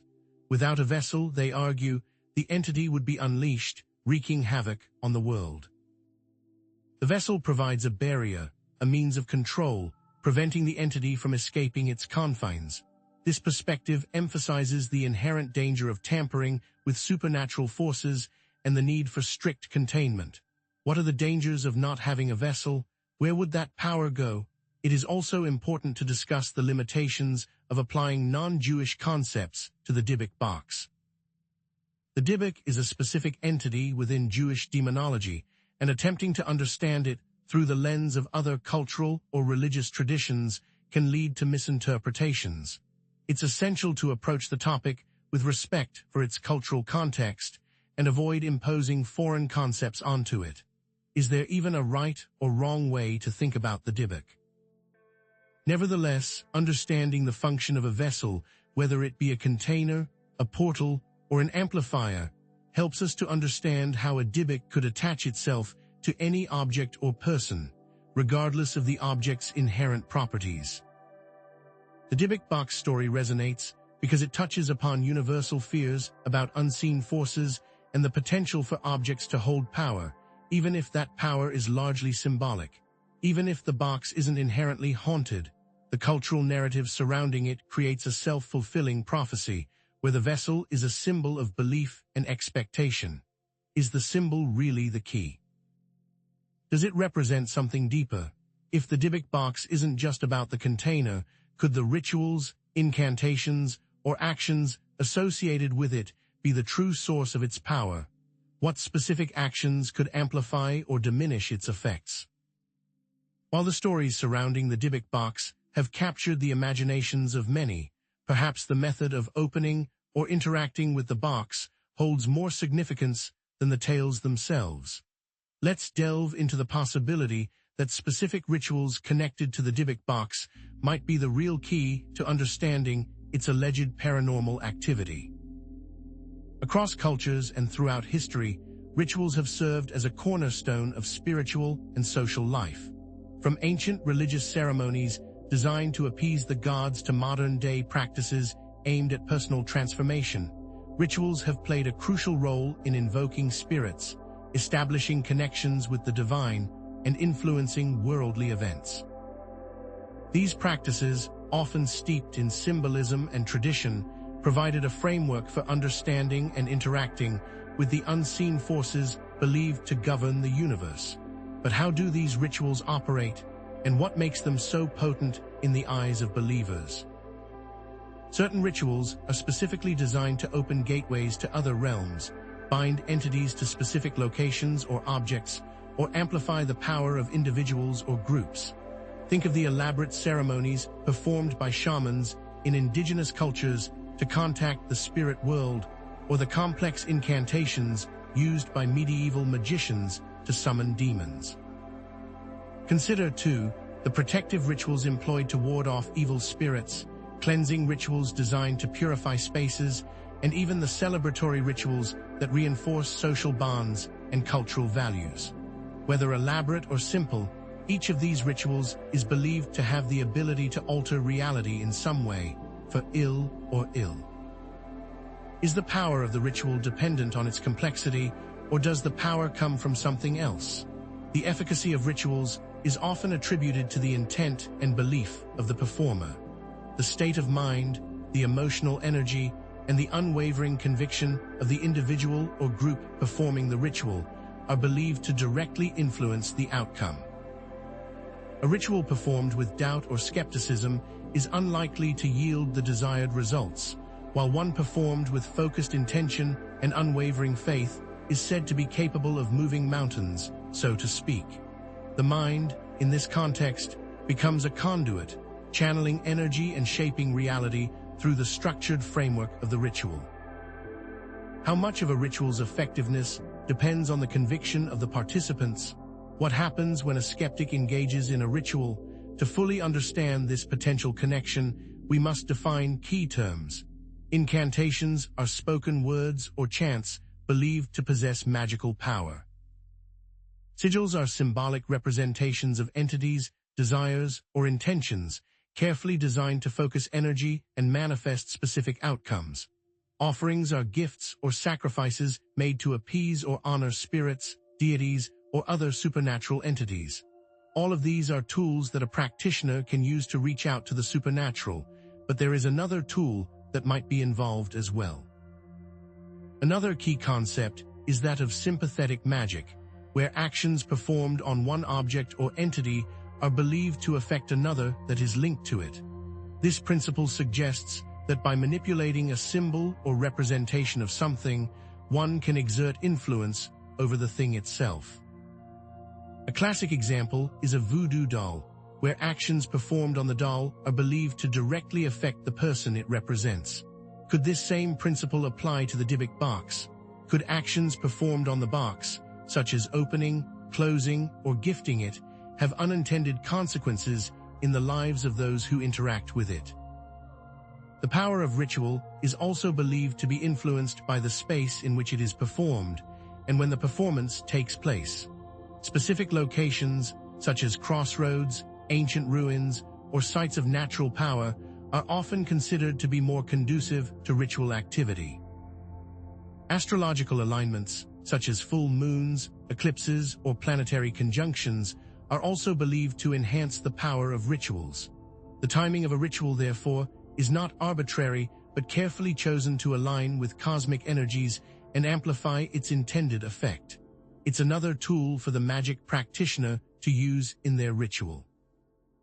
Examples of rituals connected to haunted objects abound in paranormal lore. Consider the conjurations used to summon spirits during seances, where participants gather in a darkened room, hold hands, and recite specific phrases to call forth the dead. Or take the protective spells cast to ward off evil entities, often involving the placement of sigils, amulets, or other sacred objects around a home or property. And there are the darker rituals associated with cursed objects, where the item is intentionally imbued with negative energy or linked to a malevolent spirit. Did that happen to the Dybbuk box? Paranormal investigators have documented numerous instances of rituals performed at haunted locations, often reporting a correlation between these rituals and subsequent paranormal activity. Some have described witnessing strange phenomena, such as orbs of light, unexplained noises, or even apparitions, following the performance of specific ceremonies. Others have reported a noticeable increase in the intensity of paranormal activity after a ritual has been conducted, suggesting that the ritual may have acted as a catalyst, amplifying the energy present at the location. But are these events really connected? Turning our attention back to the Dybbuk box, it's worth examining the specific rituals or actions performed by its various owners. Did they open the box at a specific time of day? Did they speak certain words or incantations in its presence? Did they offer gifts or sacrifices, either intentionally or unintentionally? Perhaps the act of simply opening the box, with its inherent expectation of paranormal activity, constitutes a ritual in and of itself. Perhaps each opening is an invitation, each contact a recognition. Are they, in effect, performing a kind of summoning without realizing it? Through the lens of ritual magic, the actions performed by owners of the Dybbuk box can be interpreted as unintentional rituals that may have inadvertently empowered the entity within. The act of opening the box, for example, could be seen as a symbolic invitation, while the act of gifting the box to another person could be interpreted as a transfer of responsibility or perhaps a sympathetic curse. Even the act of writing about the box, sharing its story with others, could be seen as a way of amplifying its energy and perpetuating its influence. Could the Dybbuk box owners be unintentionally empowering the Dybbuk? The reported experiences of Dybbuk box owners can also be interpreted through the lens of sympathetic magic. If actions performed on the box can affect those who interact with it, then the negative experiences reported by owners, such as nightmares, illnesses, and personal tragedies, could be seen as unintended consequences of their involvement with the object. Perhaps the box acts as a kind of psychic amplifier, magnifying the negative energies and emotions of those who come into contact with it. Or is the box only what we perceive it to be? The Dybbuk box itself may act as a focus for ritual energy, amplifying the effects of any actions performed in its presence. Its history, its reputation, and the very belief in its power could all contribute to its ability to act as a catalyst for paranormal phenomena. It is also likely that the box acted as a canvas, and that over the years its symbolism increased as its canvas gained layers. In this view, the box is a tool, an amplifier, a portal waiting to be opened by those who dare to tamper with the unseen forces of the universe. But does it have the power to amplify anything or only negative emotions?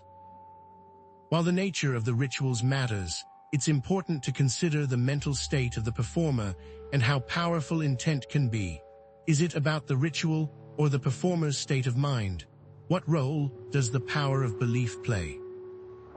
We must ask ourselves whether the owner's strong belief or expectation amplified the effects of those rituals, turning a simple interaction with an old wine cabinet into something far more sinister. Could their fear have inadvertently created the very entity they dreaded? The next section will delve into the power of belief, expectation, and suggestibility in shaping our perceptions and experiences of the paranormal, revealing how the mind can be both a powerful tool and a potential source of deception. It's important to acknowledge that the interpretation of the Dybbuk box phenomenon through the lens of ritual magic is speculative and based on interpretation, rather than definitive proof. While the connections between rituals and reported paranormal activity may be intriguing, they do not necessarily establish a causal relationship. Other factors, such as psychological influences, environmental factors, or coincidence, could also explain the reported effects. What if there's no correlation? The reported effects of rituals could be explained by other factors, such as psychological influences, environmental factors, or coincidence.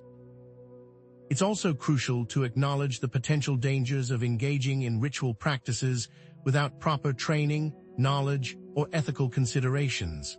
Tampering with the unseen forces of the universe can have unintended consequences, and it's essential to approach such practices with caution and respect. But what is the real potential of danger?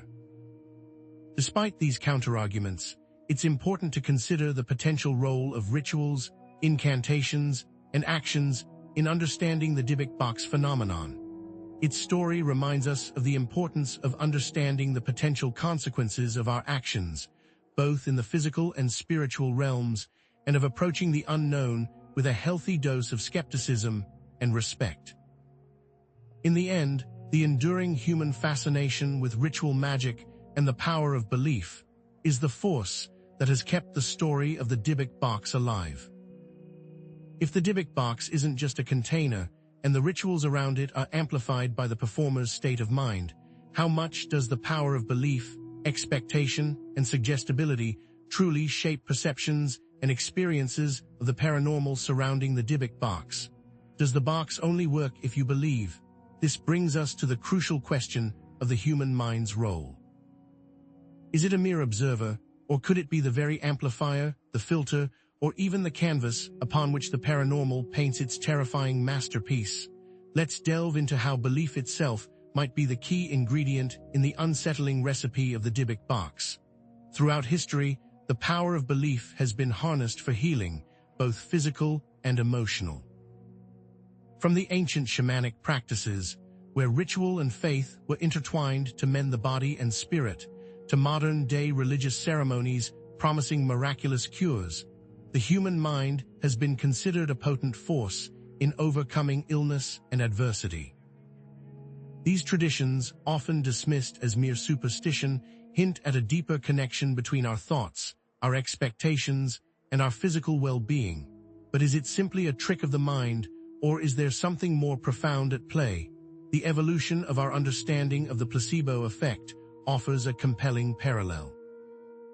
Initially dismissed as a nuisance in clinical trials, a mere sugar pill skewing results, the placebo effect has gradually gained recognition as a powerful mind-body phenomenon.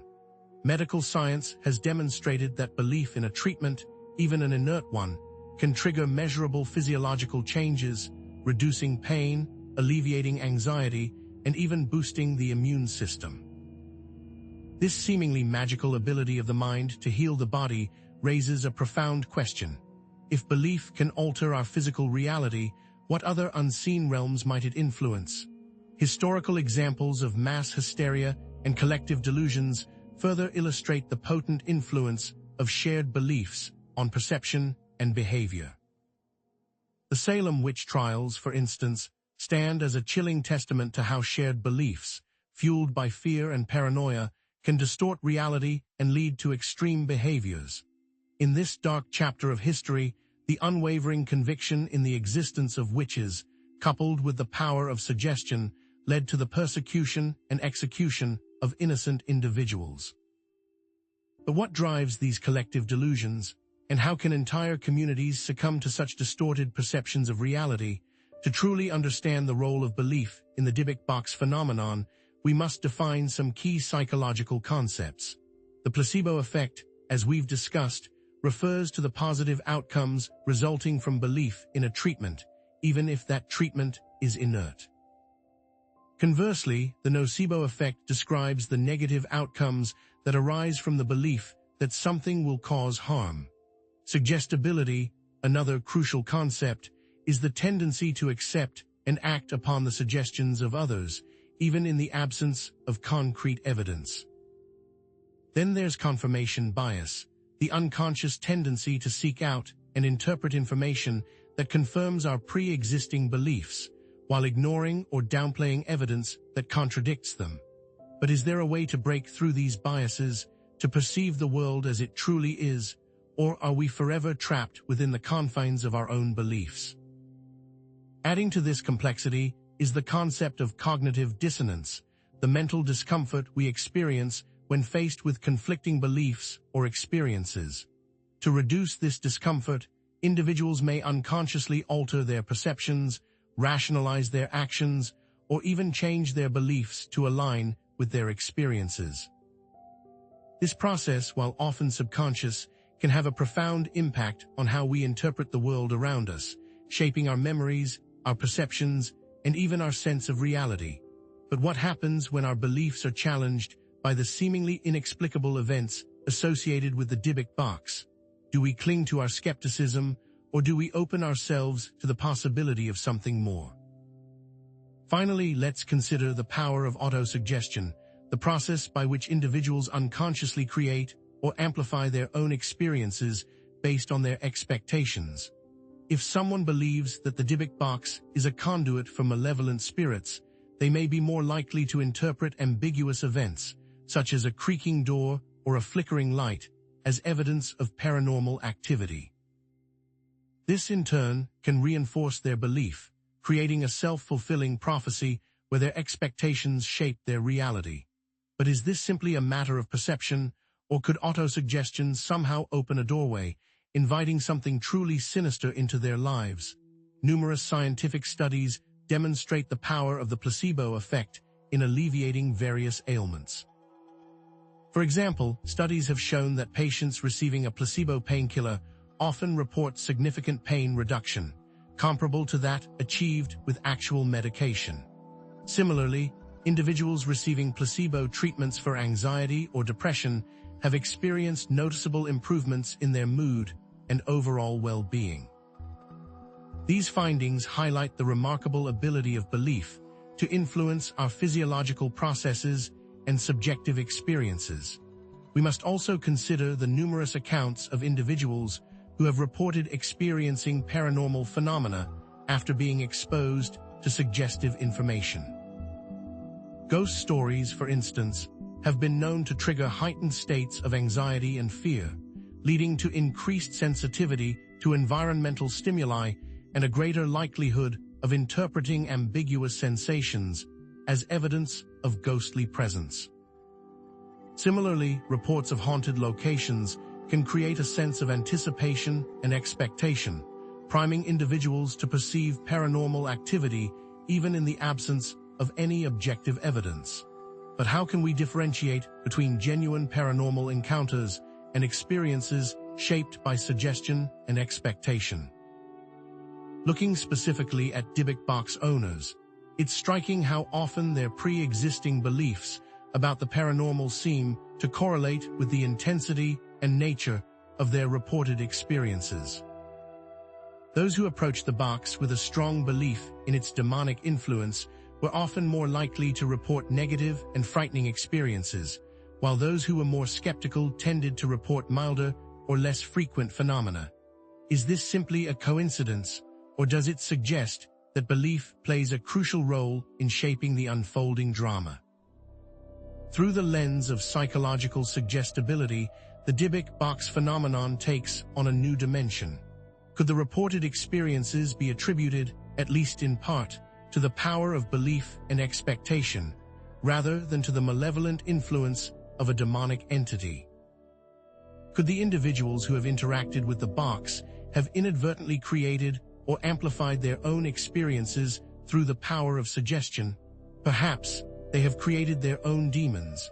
When we interpret the accounts of Dybbuk box owners through the lens of confirmation bias, a disturbing pattern emerges. Did they selectively focus on information that confirmed their pre-existing beliefs about the box and its alleged demonic influence, while ignoring or downplaying evidence that contradicted those beliefs? Did they unconsciously seek out negative experiences, interpreting ambiguous events as further proof of the box's sinister nature? And did they inadvertently create a narrative that reinforced their fears, trapping themselves in a cycle of anxiety and dread? The Dybbuk box narrative itself might act as a self-fulfilling prophecy. Individuals who believe in its power may be more likely to experience negative effects, thereby reinforcing their beliefs and perpetuating the cycle of fear. The more they expect something bad to happen, the more likely they are to interpret everyday events as evidence of the box's malevolent influence. And the more they focus on the negative aspects of their lives, the more likely they are to attract further negativity, creating a downward spiral that seems impossible to escape. But is this simply a matter of perception, Or is there something more sinister at play, something that feeds off our fears and anxieties? While we've explored the power of belief, it's important to acknowledge that perhaps that state opens doors to the other side. It may be a combination of things. Perhaps the act of believing itself could create a vulnerability or open a doorway for external forces to interact with the individual. Next, we will explore the potential role of specific entities, focusing on demonic forces and how that relates to the Dybbuk box.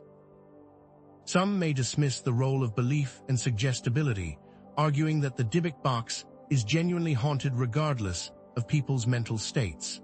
These individuals may point to the consistent reports of paranormal activity, the shared experiences of multiple owners, and the apparent lack of any other explanation for the unsettling events associated with the box. But can we truly dismiss the power of the human mind so easily? It's also important to recognize that the subjective nature of paranormal experiences makes it difficult to definitively separate the effects of belief from other potential factors.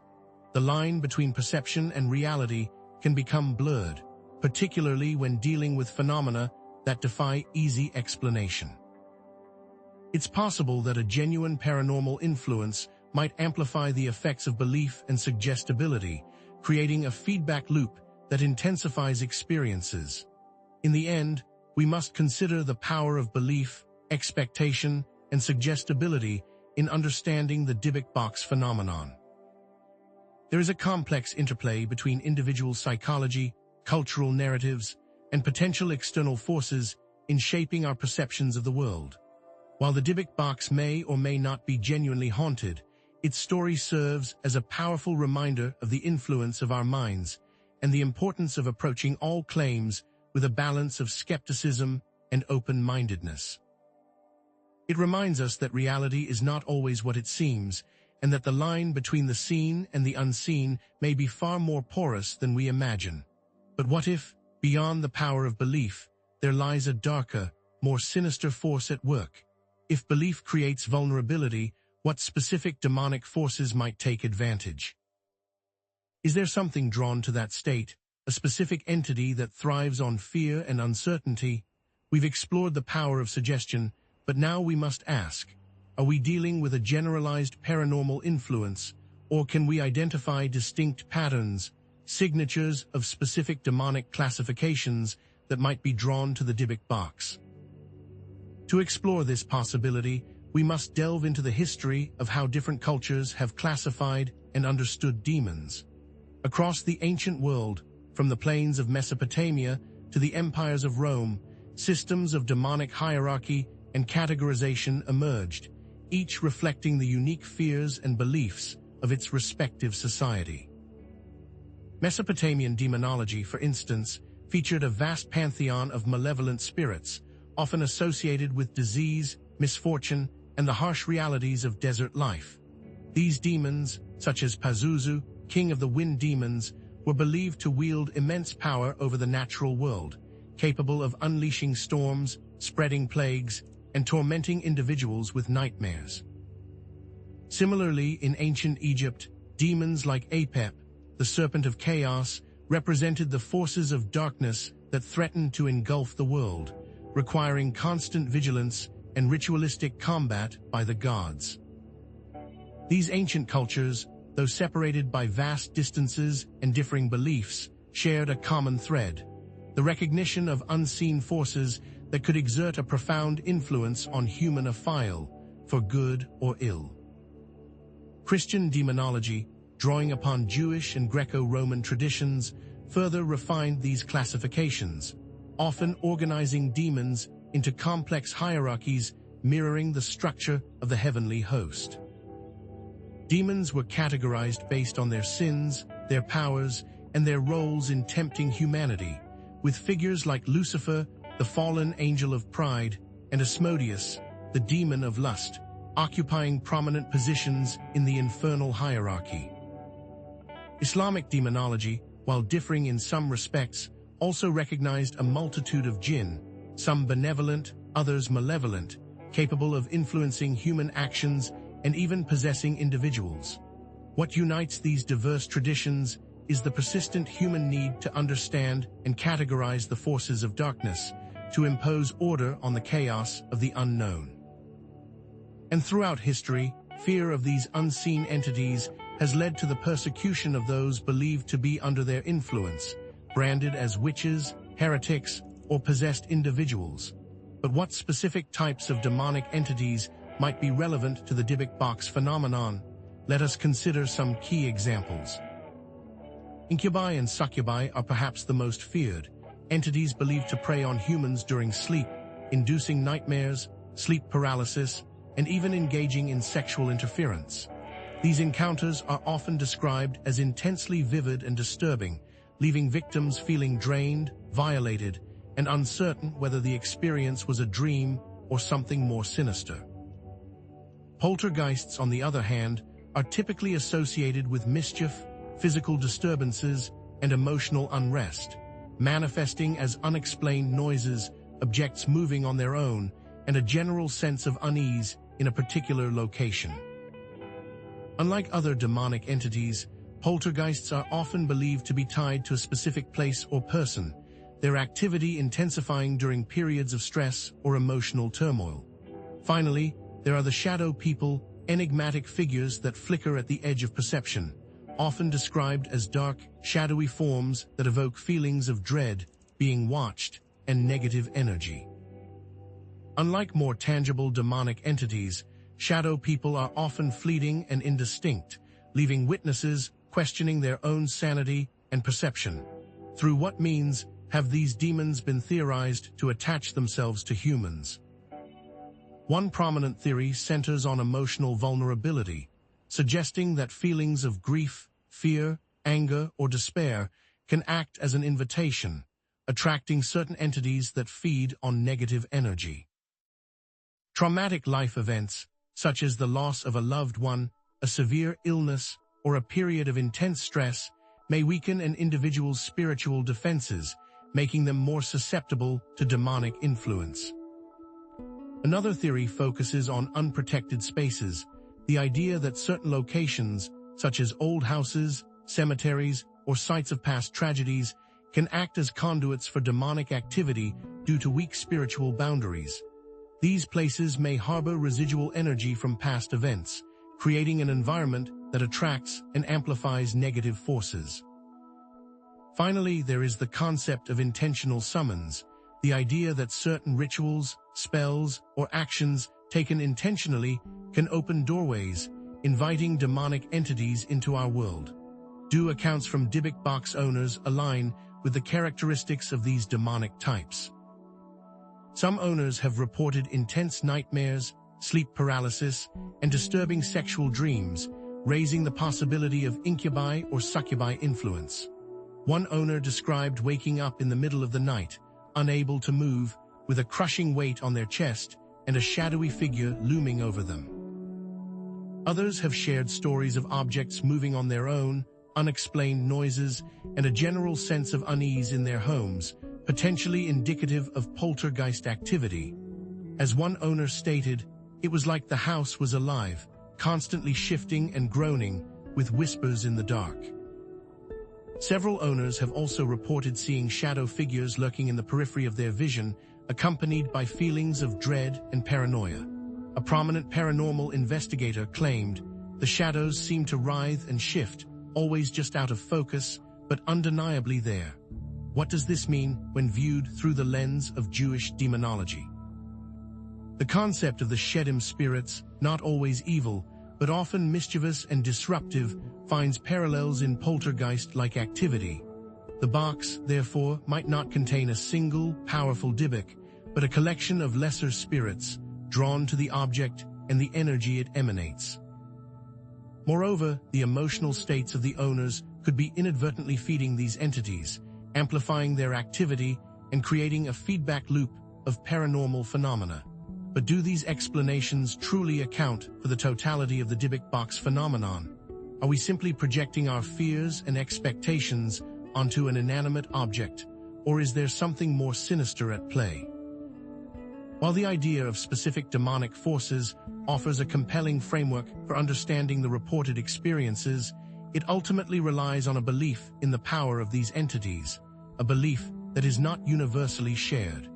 And if these accounts are indeed genuine, are they evidence of real demonic influences or simply embellishments, exaggerations fueled by fear and suggestion?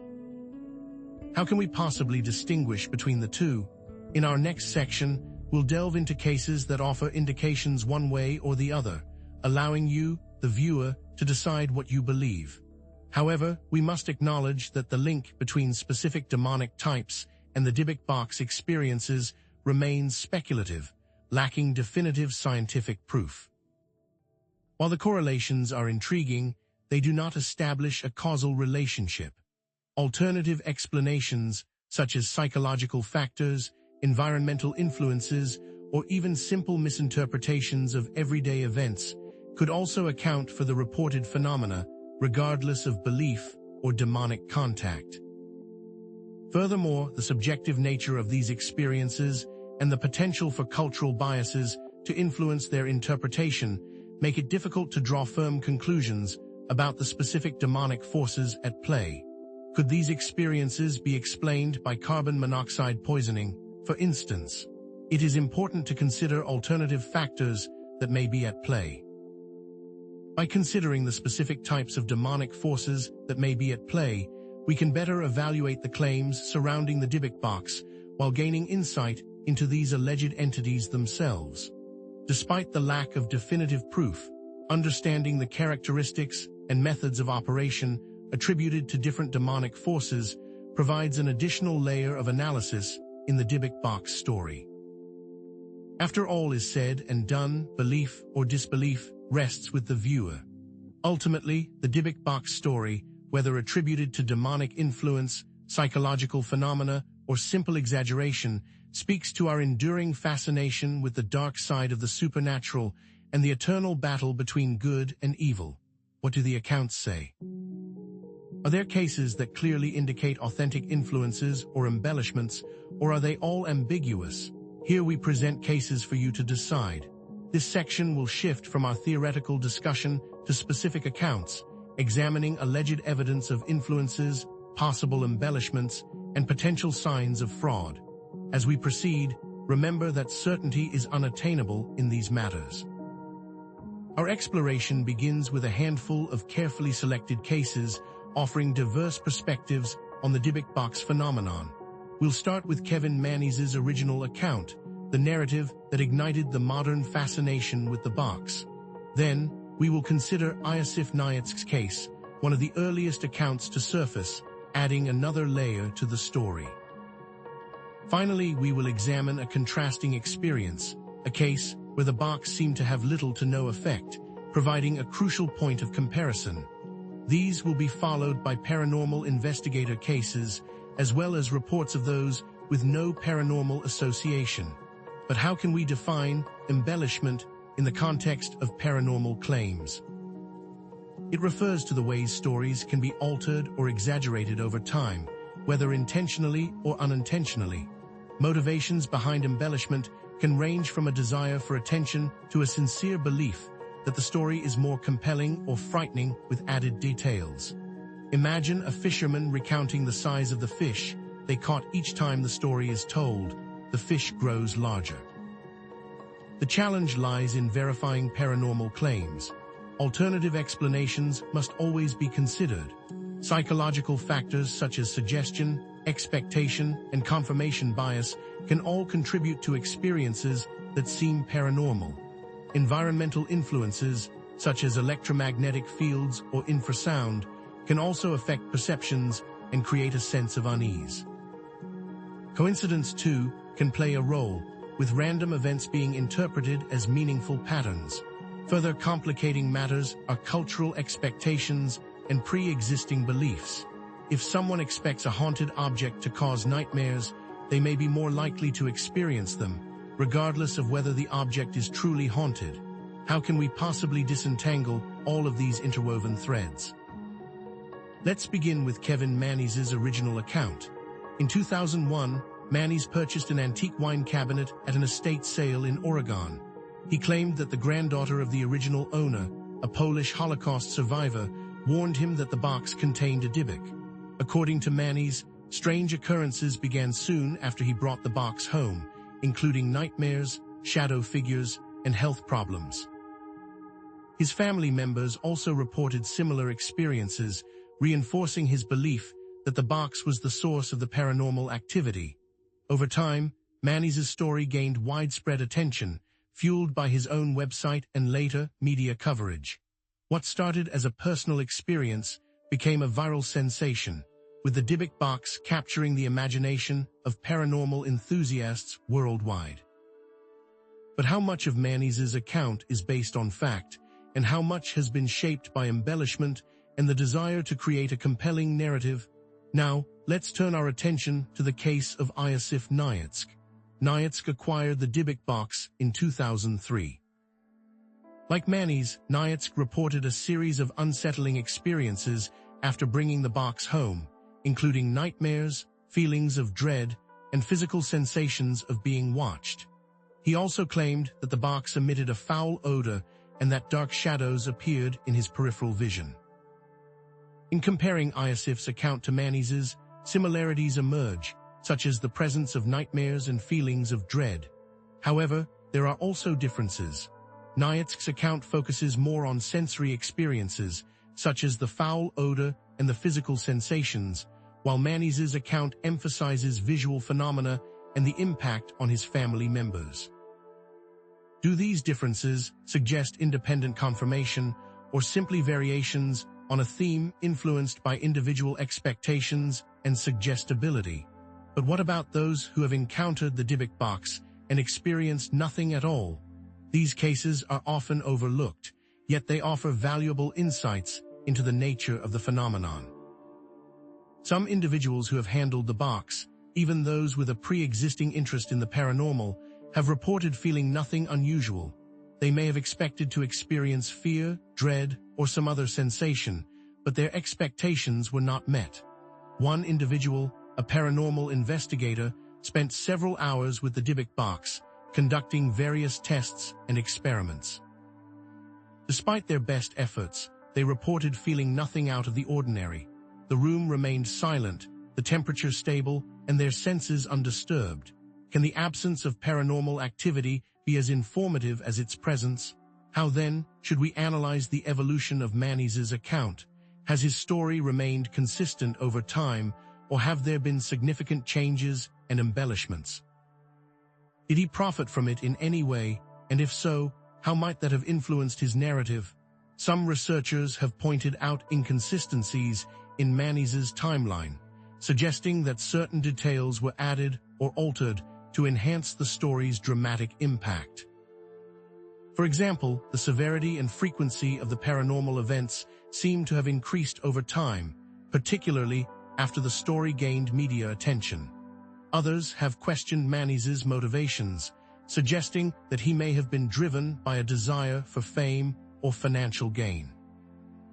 The Dybbuk box story has spawned books, documentaries, and even a horror film, generating significant revenue for those involved. Did Manny's entrepreneurial ambitions shape the narrative? And what of Nhatsk's account? How do we interpret it through the lens of belief and suggestibility? Did his pre-existing beliefs about the paranormal influence his experiences with the Dybbuk box? It's worth noting that Nhatsk was already interested in paranormal phenomena before acquiring the box. He had read books about haunted objects and had even participated in ghost hunts. This pre-existing belief system may have made him more susceptible to suggestion, leading him to interpret ambiguous sensory experiences as evidence of paranormal activity. The human mind is adept at finding patterns, even where none exist. Does this explain Nhatsk's experiences? But why might some individuals experience nothing when encountering the Dybbuk box, despite holding similar beliefs or expectations? Perhaps the key lies in the power of skepticism. If someone approaches the box with a critical mindset, they may be less likely to interpret ambiguous experiences as paranormal. Or perhaps the absence of paranormal activity is simply a matter of chance. Not every haunted object is guaranteed to produce a haunting, and not every individual is destined to experience it. Or maybe it is as simple as the fact that the box is just an ordinary object. Are the experiences truly random? These individual cases provide evidence that must be understood against the backdrop of Jewish beliefs, history, and more. How would someone use this information? Is it possible that someone could use this information nefariously? Now we must ask, how can the DYBBUK story be used in daily life, and does the box have a legacy beyond ghost stories?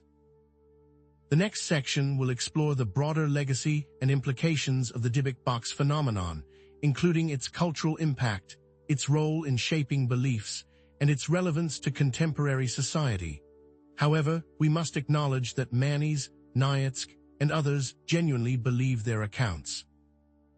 While we have explored potential alternative explanations, their subjective experiences cannot be easily dismissed. The subjective nature of personal experiences makes it difficult to definitively prove or disprove the authenticity of these claims. Each individual's perception of reality is unique, shaped by their own beliefs, expectations, and emotional state. What one person perceives as a terrifying paranormal encounter, another may interpret as a simple coincidence. Indeed, it's possible that multiple factors are at play, including genuine paranormal influences, psychological effects, and embellishment. The DYBBUK phenomenon may be a complex interplay of objective and subjective realities, making it difficult to isolate any single cause. Perhaps there is something to the box, some residual energy or consciousness that interacts with the human mind in unpredictable ways. Or perhaps the box is simply a blank slate, a vessel onto which individuals project their own fears and desires. Are all these possible options real? Ultimately, we have reaffirmed the central argument by emphasizing the importance of considering all available evidence and perspectives when evaluating the DYBBUK phenomenon, but leaving that choice to you, the viewer. In synthesizing the key points, we have highlighted the complex interplay between personal experiences, psychological influences, cultural beliefs, and external forces in shaping our perceptions of reality. The DYBBUK story, whether or not it is genuinely haunted, offers valuable insights into the human condition, the power of belief, and the challenges of navigating the complex world of the paranormal. What can we learn from these experiences? What do they tell us about modern society, our fears, and mass cultural beliefs? This section reframes the DYBBUK as more than just a haunting or a string of coincidences, and instead presents it as a cultural artifact, reflecting and shaping the society that embraces its story. To truly understand the DYBBUK, we must look at how societies respond to crises. Throughout history, times of widespread anxiety, such as plagues, wars, and economic collapse, have often led to the emergence of communal rituals, the scapegoating of certain groups, and the creation of protective objects or symbols. During the Black Death in the 14th century, for example, people turned to religious processions, flagellation, and the creation of amulets believed to ward off the plague.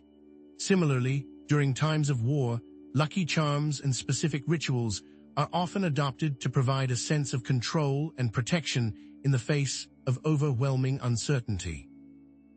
The witch hunts of the early modern period offer another chilling example of scapegoating, with marginalized individuals being blamed for societal ills. Could the DYBBUK be seen as a similar response to contemporary anxieties, a modern-day manifestation of our collective fears and desires? The DYBBUK, in this context, could be seen as a vessel for our fears about the unknown, anxieties about the future, and the search for control or meaning in a chaotic world. Its rise in popularity coincides with a recent surge of interest in the paranormal and the occult, linking the box to broader societal trends. This increased interest could be seen as a reaction to the perceived failures of traditional institutions, a desire for alternative explanations, or a search for meaning in a world increasingly defined by scientific rationalism. But how exactly does the Dybbuk box function as a cultural artifact? A cultural artifact is any object, idea, or practice created by a group of people and given symbolic value. Beyond its physical properties, it reflects the beliefs, values, and anxieties of that particular society. A wedding ring, for instance, transcends its value as a piece of metal and becomes a symbol of love, commitment, and social status. The American flag is another prime example and stands for liberty, patriotism, and the nation's history. The Dybbuk box, similarly, can be seen as a focal point for fears about unseen forces, the past, and the potential for evil, acting as a symbolic representation of these anxieties. The symbolism of the box itself, confinement, secrets, and the potential for something terrible to be unleashed, amplifies its power. The box is a container for things that cannot be explained. It offers an illusion of control that allows the owner to say, "I have it." But how has this symbolism created power? Consider the amulets and talismans used during times of plague. These objects, often adorned with religious symbols or protective inscriptions, were believed to ward off disease and bring good fortune. They offered a tangible way to cope with the fear and uncertainty of a deadly epidemic, providing a sense of agency in a situation that felt largely out of control. Or consider the lucky charms and rituals adopted during times of war. Soldiers often carry religious medals or perform specific routines before battle, believing that these actions will increase their chances of survival. These practices offer psychological comfort and a sense of camaraderie in the face of danger. The surge in popularity of zombie movies and post-apocalyptic fiction can also be seen as reflecting societal anxieties about societal collapse, environmental disaster, and the loss of control. The Twilight Zone and Outer Limits reflect post-war anxieties. So what do these cultural trends indicate? The Dybbuk box story has been incorporated into popular culture through movies like The Possession, books, and TV shows, all of which highlight themes that resonate with audiences. These narratives often focus on the dangers of tampering with the unknown, the consequences of unchecked curiosity, and the vulnerability of individuals to malevolent forces. This story has even been used in marketing and advertising, tapping into consumer fears and desires. The original eBay listing for the Dybbuk box, for example, used evocative language and unsettling imagery to create a sense of mystery and intrigue, ultimately driving up the price. News outlets amplified the fear to drive sales. The box was even turned into a stage play. But what does this tell us? The Dybbuk box can be interpreted as a modern-day monster under the bed, symbolizing anxieties about the unknown, the potential for evil, and the fragility of control. It provides a focus for diffuse fears, offering a narrative structure that helps people grapple with difficult emotions through storytelling. It allows people to project their anxieties onto a tangible object, making them feel more manageable. This narrative provides a sense of shared experience, connecting individuals through a common fascination with the paranormal. In a world increasingly defined by uncertainty and rapid change, the Dybbuk box offers a way to confront and process these anxieties in a safe and controlled environment. What can we learn about ourselves through the Dybbuk box? However, having examined the Dybbuk box, we must ask ourselves where our beliefs have led us astray. What assumptions have we made? Is it possible that all of these explanations miss a key detail, something that lies outside the realm of cultural analysis and psychological interpretation? What if the experiences associated with the Dybbuk box are more than just products of suggestion and societal anxiety? What assumptions have we made? But before we continue, we must acknowledge the many perspectives and experiences related to the Dybbuk box. The staunch believers, the committed skeptics, and those who fall somewhere in between. It is important to understand that many individuals genuinely believe that the Dybbuk box is a conduit for paranormal activity, a portal to another realm, or a prison for a malevolent spirit. Some paranormal investigators and spiritual practitioners have argued that the Dybbuk box possesses a distinct energy signature, a unique vibrational frequency that cannot be explained by conventional science. They may emphasize the spiritual dimensions of the box, drawing connections to Jewish demonology and Kabbalistic teachings. Scientific arguments often emphasize environmental factors and observer bias. Others may point to the possibility of unknown factors that we have not yet considered. But can any of these accounts be corroborated? Ultimately, however, we must not lose sight of the video's objective, understanding the Dybbuk box phenomenon, not proving or disproving belief. Synthesizing the key points, we have highlighted the Dybbuk box and its place in history, culture, psychology, and possibly the paranormal. In the end, the Dybbuk box reflects the world back to us, emphasizing that, regardless of belief, the story resonates for a reason. But have we dug too deep? Now that we've examined the Dybbuk box through historical, cultural, and psychological lenses, how do believers, skeptics, and those in between perceive it? Are any perspectives more valid than others, or does the truth lie in the eye of the beholder? This section serves as a round table of viewpoints, acknowledging the diverse range of beliefs surrounding the box, while emphasizing the need to approach the topic with respect for all opinions, no matter how seemingly outlandish or empirically sound they may be. The goal here is not to dismiss or ridicule, but to understand the human need to believe, to doubt, and to seek answers in the face of the unknown, even when that unknown is a dusty old wine cabinet with a dark history. What unseen forces might be at play? To understand how polarizing the Dybbuk box has become, consider other historical examples of topics that have divided opinion, from evolution to climate change, and even vaccines. What began as scientific inquiry often evolved into cultural and political battlegrounds, fueled by misinformation, fear, and deeply held beliefs. In the age of social media and online forums, these debates have only intensified, with individuals easily finding like-minded communities that reinforce their existing beliefs. On one hand, one can find endless tales of demonic encounters, and on the other, countless debunking videos. The echo chambers of the internet amplify these divisions, making it increasingly difficult to discern credible sources from misinformation, particularly when authority figures and experts themselves hold conflicting views. How can one find a source of unbiased truth? A belief system, in its broadest context, is a framework of ideas, values, and assumptions about the world.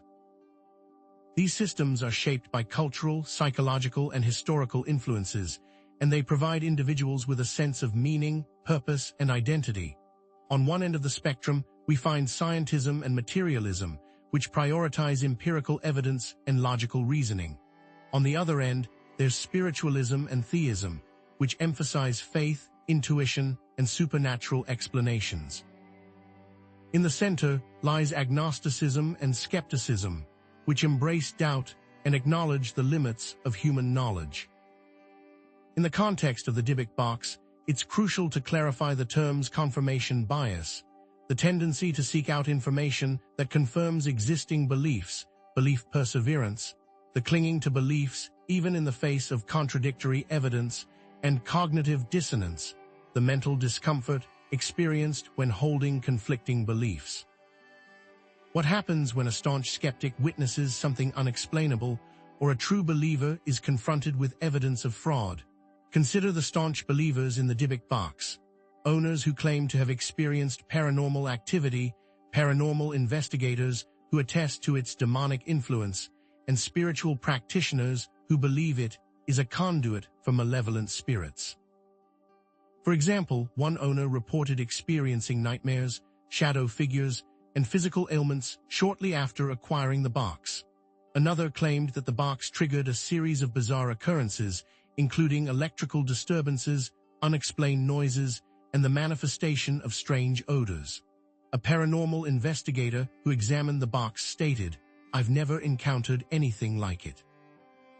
The energy surrounding this object is palpable, malevolent, and unlike anything I've ever experienced.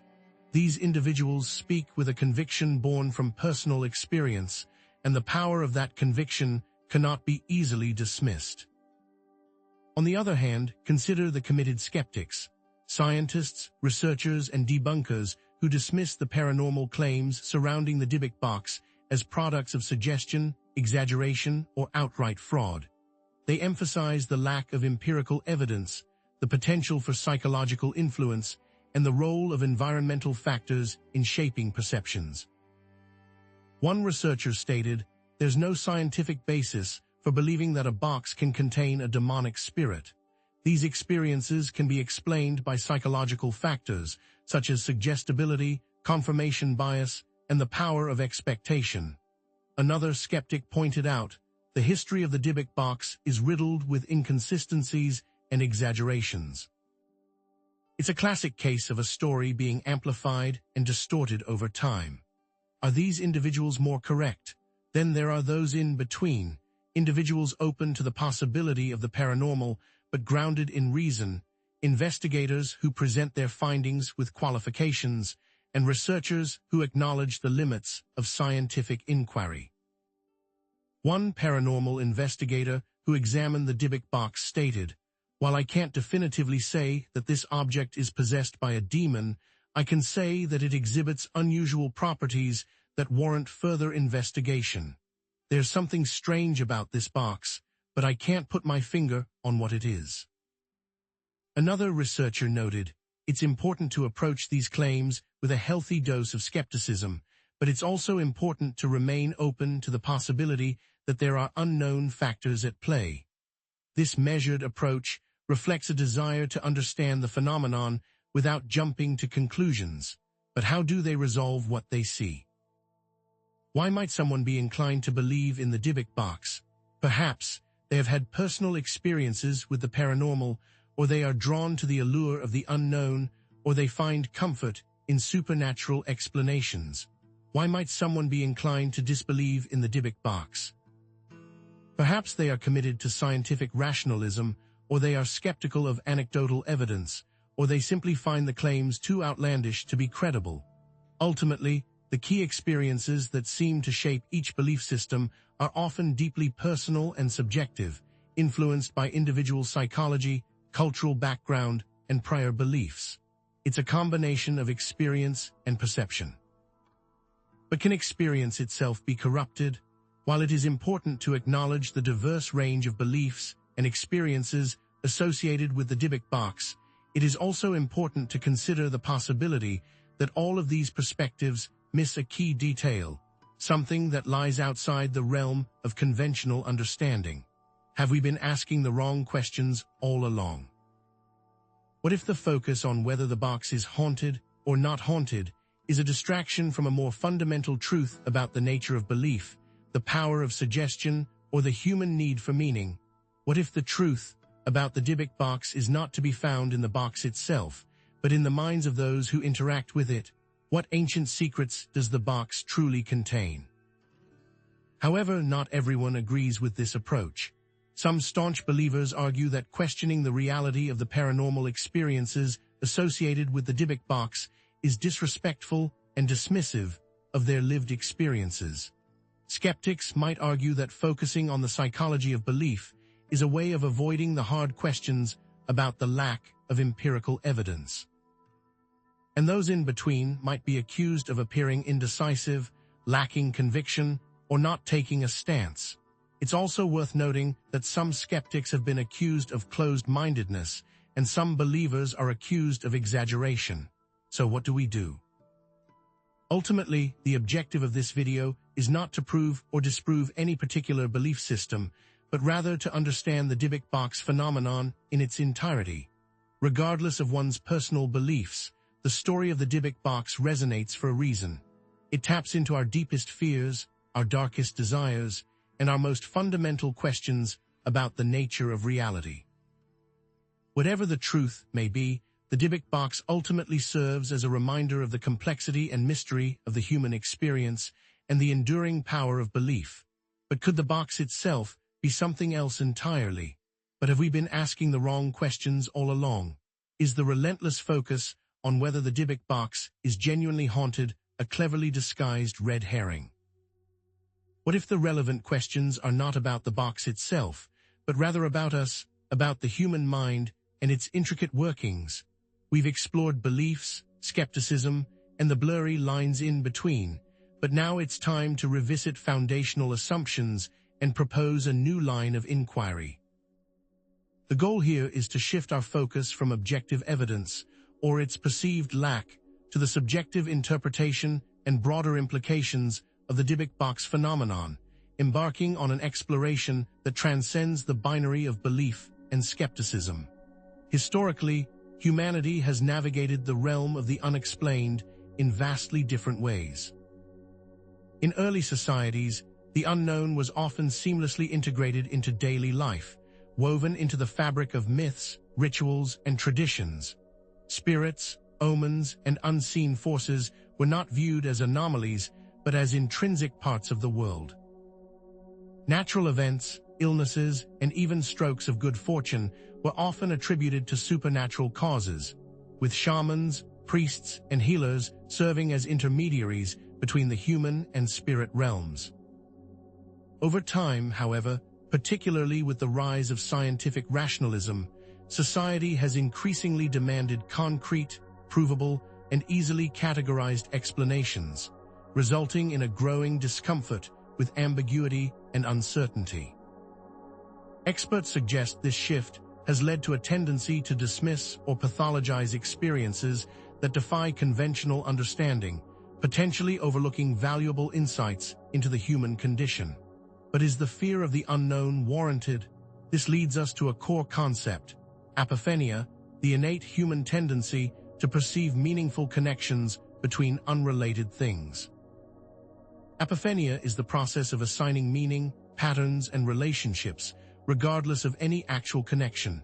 Is this pattern recognition, or merely the illusion of it? Our brains are wired to seek order, to find coherence in chaos, and to create narratives that make sense of the world around us.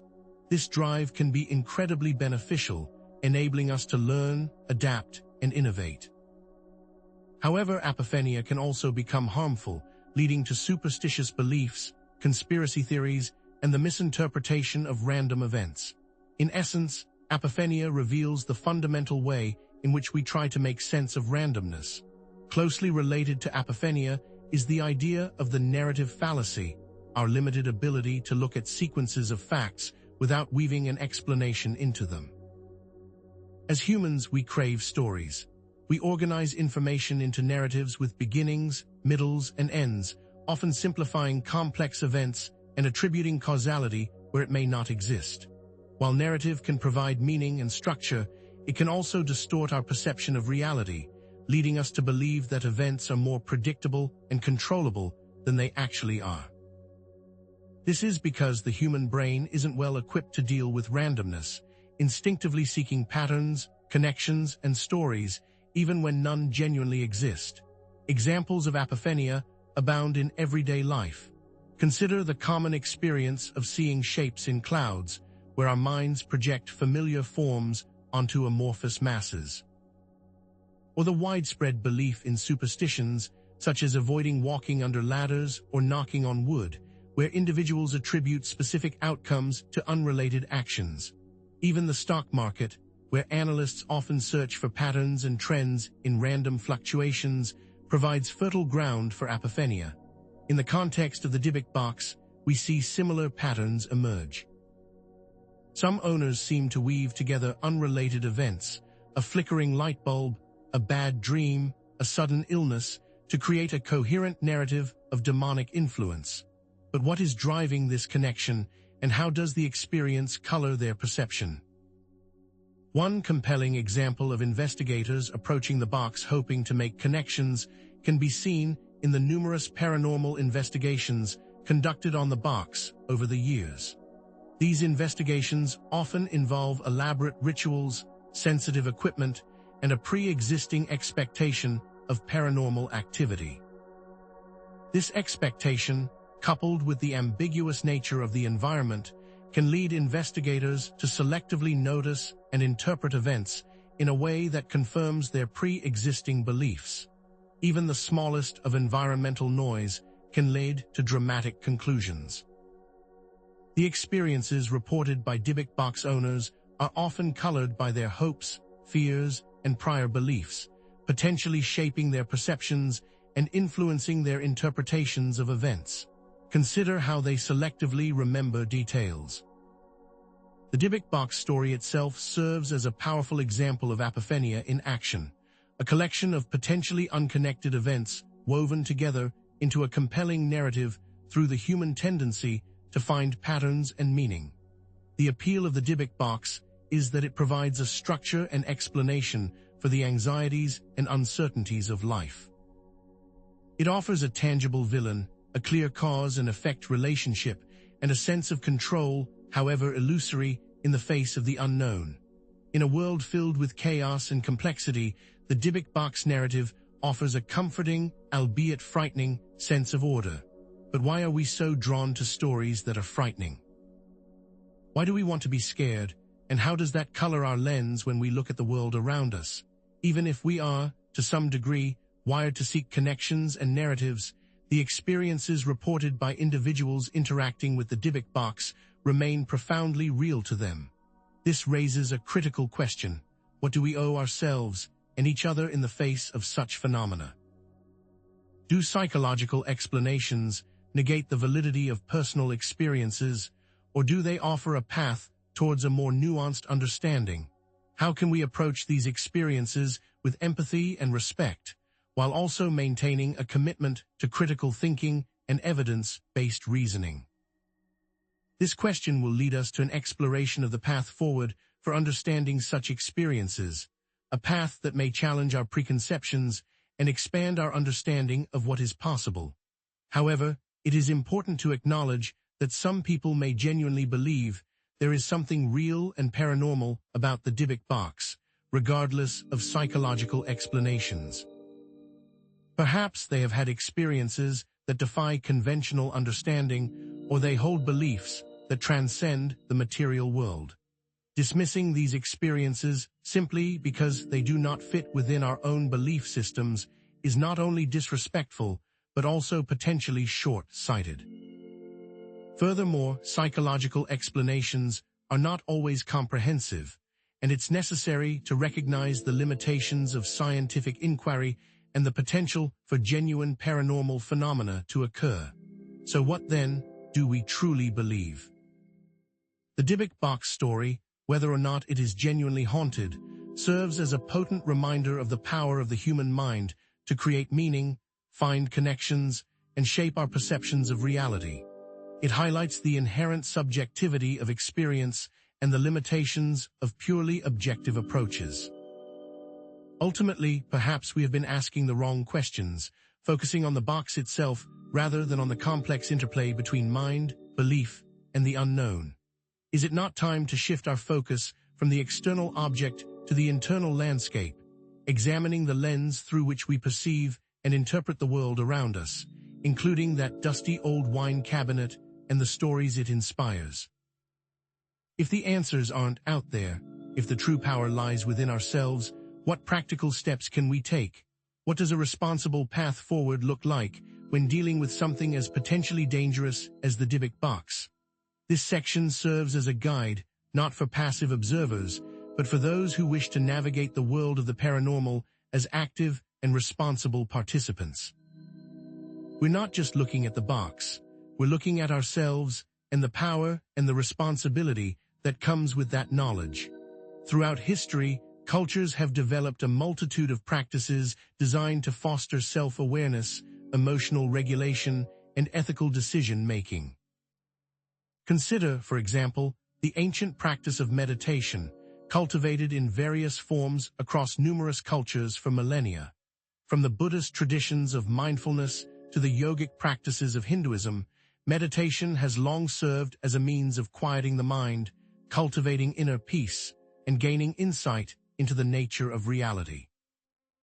Likewise, journaling, a practice with roots stretching back to ancient diaries and personal logs, has provided individuals with a tool for self-reflection, emotional processing, and the exploration of their inner worlds.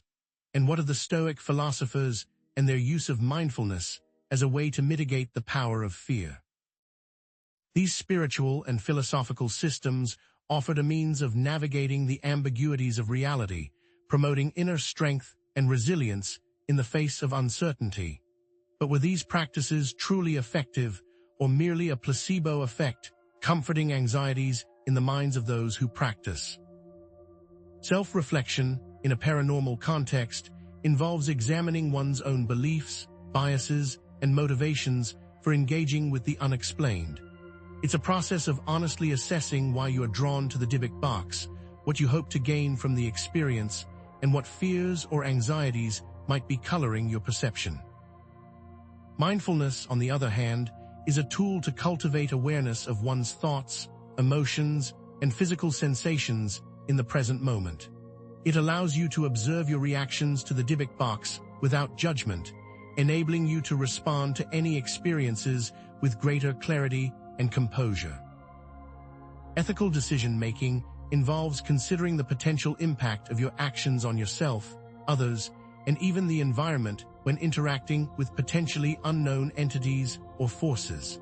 Does opening the box risk harm to yourself or those around you? Do you have a responsibility to share your experiences or to protect others from potential danger? To begin, consider a few practical exercises for self-reflection. Journaling prompts can be invaluable. What are my deepest fears about the Dybbuk box? What do I hope to gain from this experience? Am I selectively focusing on information that confirms my pre-existing beliefs? Meditation techniques can also be beneficial.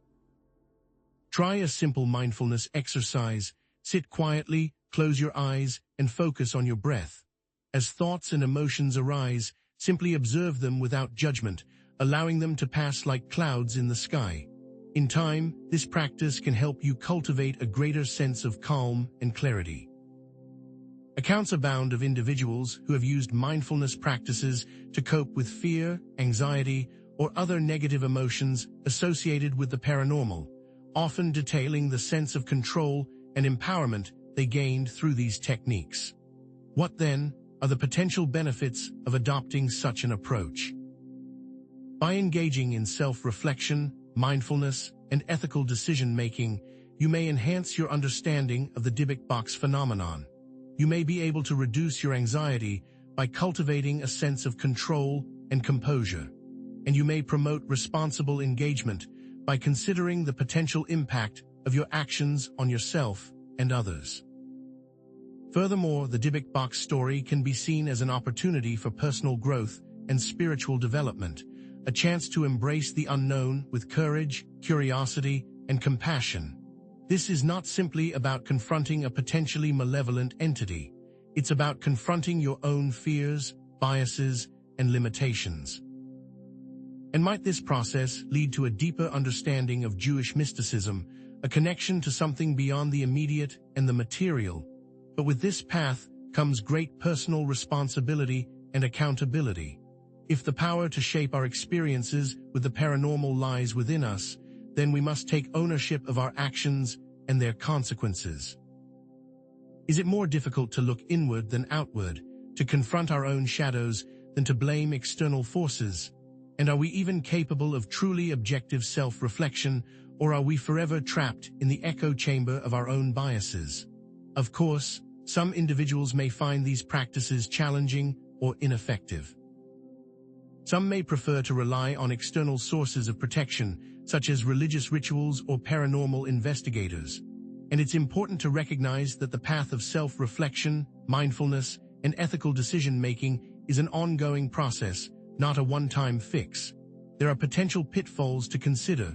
Self-deception, where we convince ourselves that we are being honest when we are not. Spiritual bypassing, where we use spiritual concepts to avoid dealing with difficult emotions, and the misuse of these practices for manipulative or harmful purposes. Can these practices be weaponized to deceive or control others, or are they inherently tools for good? Ultimately, the real treasure sought in the Dybbuk box narrative is not the box itself, but the self-awareness it can inspire. By embracing self-reflection, mindfulness, and ethical decision-making, we can move towards greater empowerment, not as passive victims of circumstance, but as active agents in our own lives. The DYBBUK story, whether true or not, serves as a call to action, reminding us that we each have a responsibility to approach the unknown with open minds, discerning hearts, and a commitment to ethical action. Does the power then lie in the box or in ourselves? And if that power is in ourselves, are we brave enough to wield it responsibly, or will we succumb to the temptations of fear and superstition? What lies ahead as we open the box is not just our future, but the future for others. As we move forward, we must consider what kind of future we wish to create. But is this something that we are prepared for, as we may soon find that freedom comes with great risk? As we conclude our journey into the chilling mystery of the DYBBUK, we find ourselves at the crossroads of history, psychology, and perhaps something truly paranormal. This exploration has taken us from the depths of Jewish demonology to the modern-day internet, revealing a story far more intricate than a simple haunted object. It's time to draw together the threads of our investigation, reflecting on what we've uncovered and considering the enduring questions that remain. At the heart of the DYBBUK phenomenon lies a central paradox. Is it truly a vessel for a malevolent spirit, a DYBBUK seeking to torment the living, or is it, as some skeptics suggest, a product of suggestion, belief, and clever marketing, preying on our deepest fears and anxieties? We've explored the economic incentives that fueled the box's initial notoriety, the power of suggestion in shaping the experiences of its owners, and the profound influence of cultural beliefs in shaping our perception of the paranormal. However, despite our efforts, definitive answers remain elusive. We have examined possibilities, explored alternative explanations, and challenged conventional narratives, but concrete proof, either for or against the existence of a malevolent entity within the box, has remained tantalizingly out of reach. The DYBBUK, in its enigmatic existence, touches upon universal themes that resonate deeply within the human experience. It speaks to our enduring fascination with the unknown, our innate anxieties about evil, and our relentless search for meaning in a world often perceived as chaotic and unpredictable. What does the DYBBUK reveal about the power of belief and the extent to which our expectations can shape our perceptions? What does it tell us about the nature of fear and its ability to transform ordinary objects into sources of profound dread? How much does storytelling influence our reality, particularly when the line between fact and fiction blurs? Ultimately, understanding the DYBBUK phenomenon is crucial because it highlights how fear and belief can shape our perceptions of reality and influence our actions, both individually and collectively. Are we in control, or is the narrative controlling us? As you reflect on your own beliefs about the paranormal, consider the delicate balance between skepticism and open-mindedness. Approach such topics with a critical eye, questioning the evidence and challenging assumptions, but also remain open to the possibility that there may be forces and phenomena beyond our current understanding. Whether genuinely haunted or not, the DYBBUK stands as a potent symbol of the human mind's extraordinary capacity to create both fear and meaning. This seemingly harmless object, capable of unleashing unspeakable horrors, embodies the power of suggestion, the weight of cultural beliefs, and the enduring mystery of the unknown. But is the box the one unleashing horrors, or the individual who opens it and allows their fears to run wild? If you've been captivated by this exploration of the DYBBUK, and if you're ready to delve deeper into the hidden and unexplained mysteries of our world, then be sure to give this video a like and subscribe to the channel. Join our community of curious minds as we continue to unravel the enigmas that lie beneath the surface of reality. In our upcoming videos, we'll be exploring other fascinating tales of haunted objects, delving into the psychology of belief, and challenging conventional wisdom with fresh perspectives. We provide deep dives into the hidden and unexplained, bringing you content that challenges your perceptions and expands your understanding of the world around you. Until next time, stay curious. if the shadows allow it.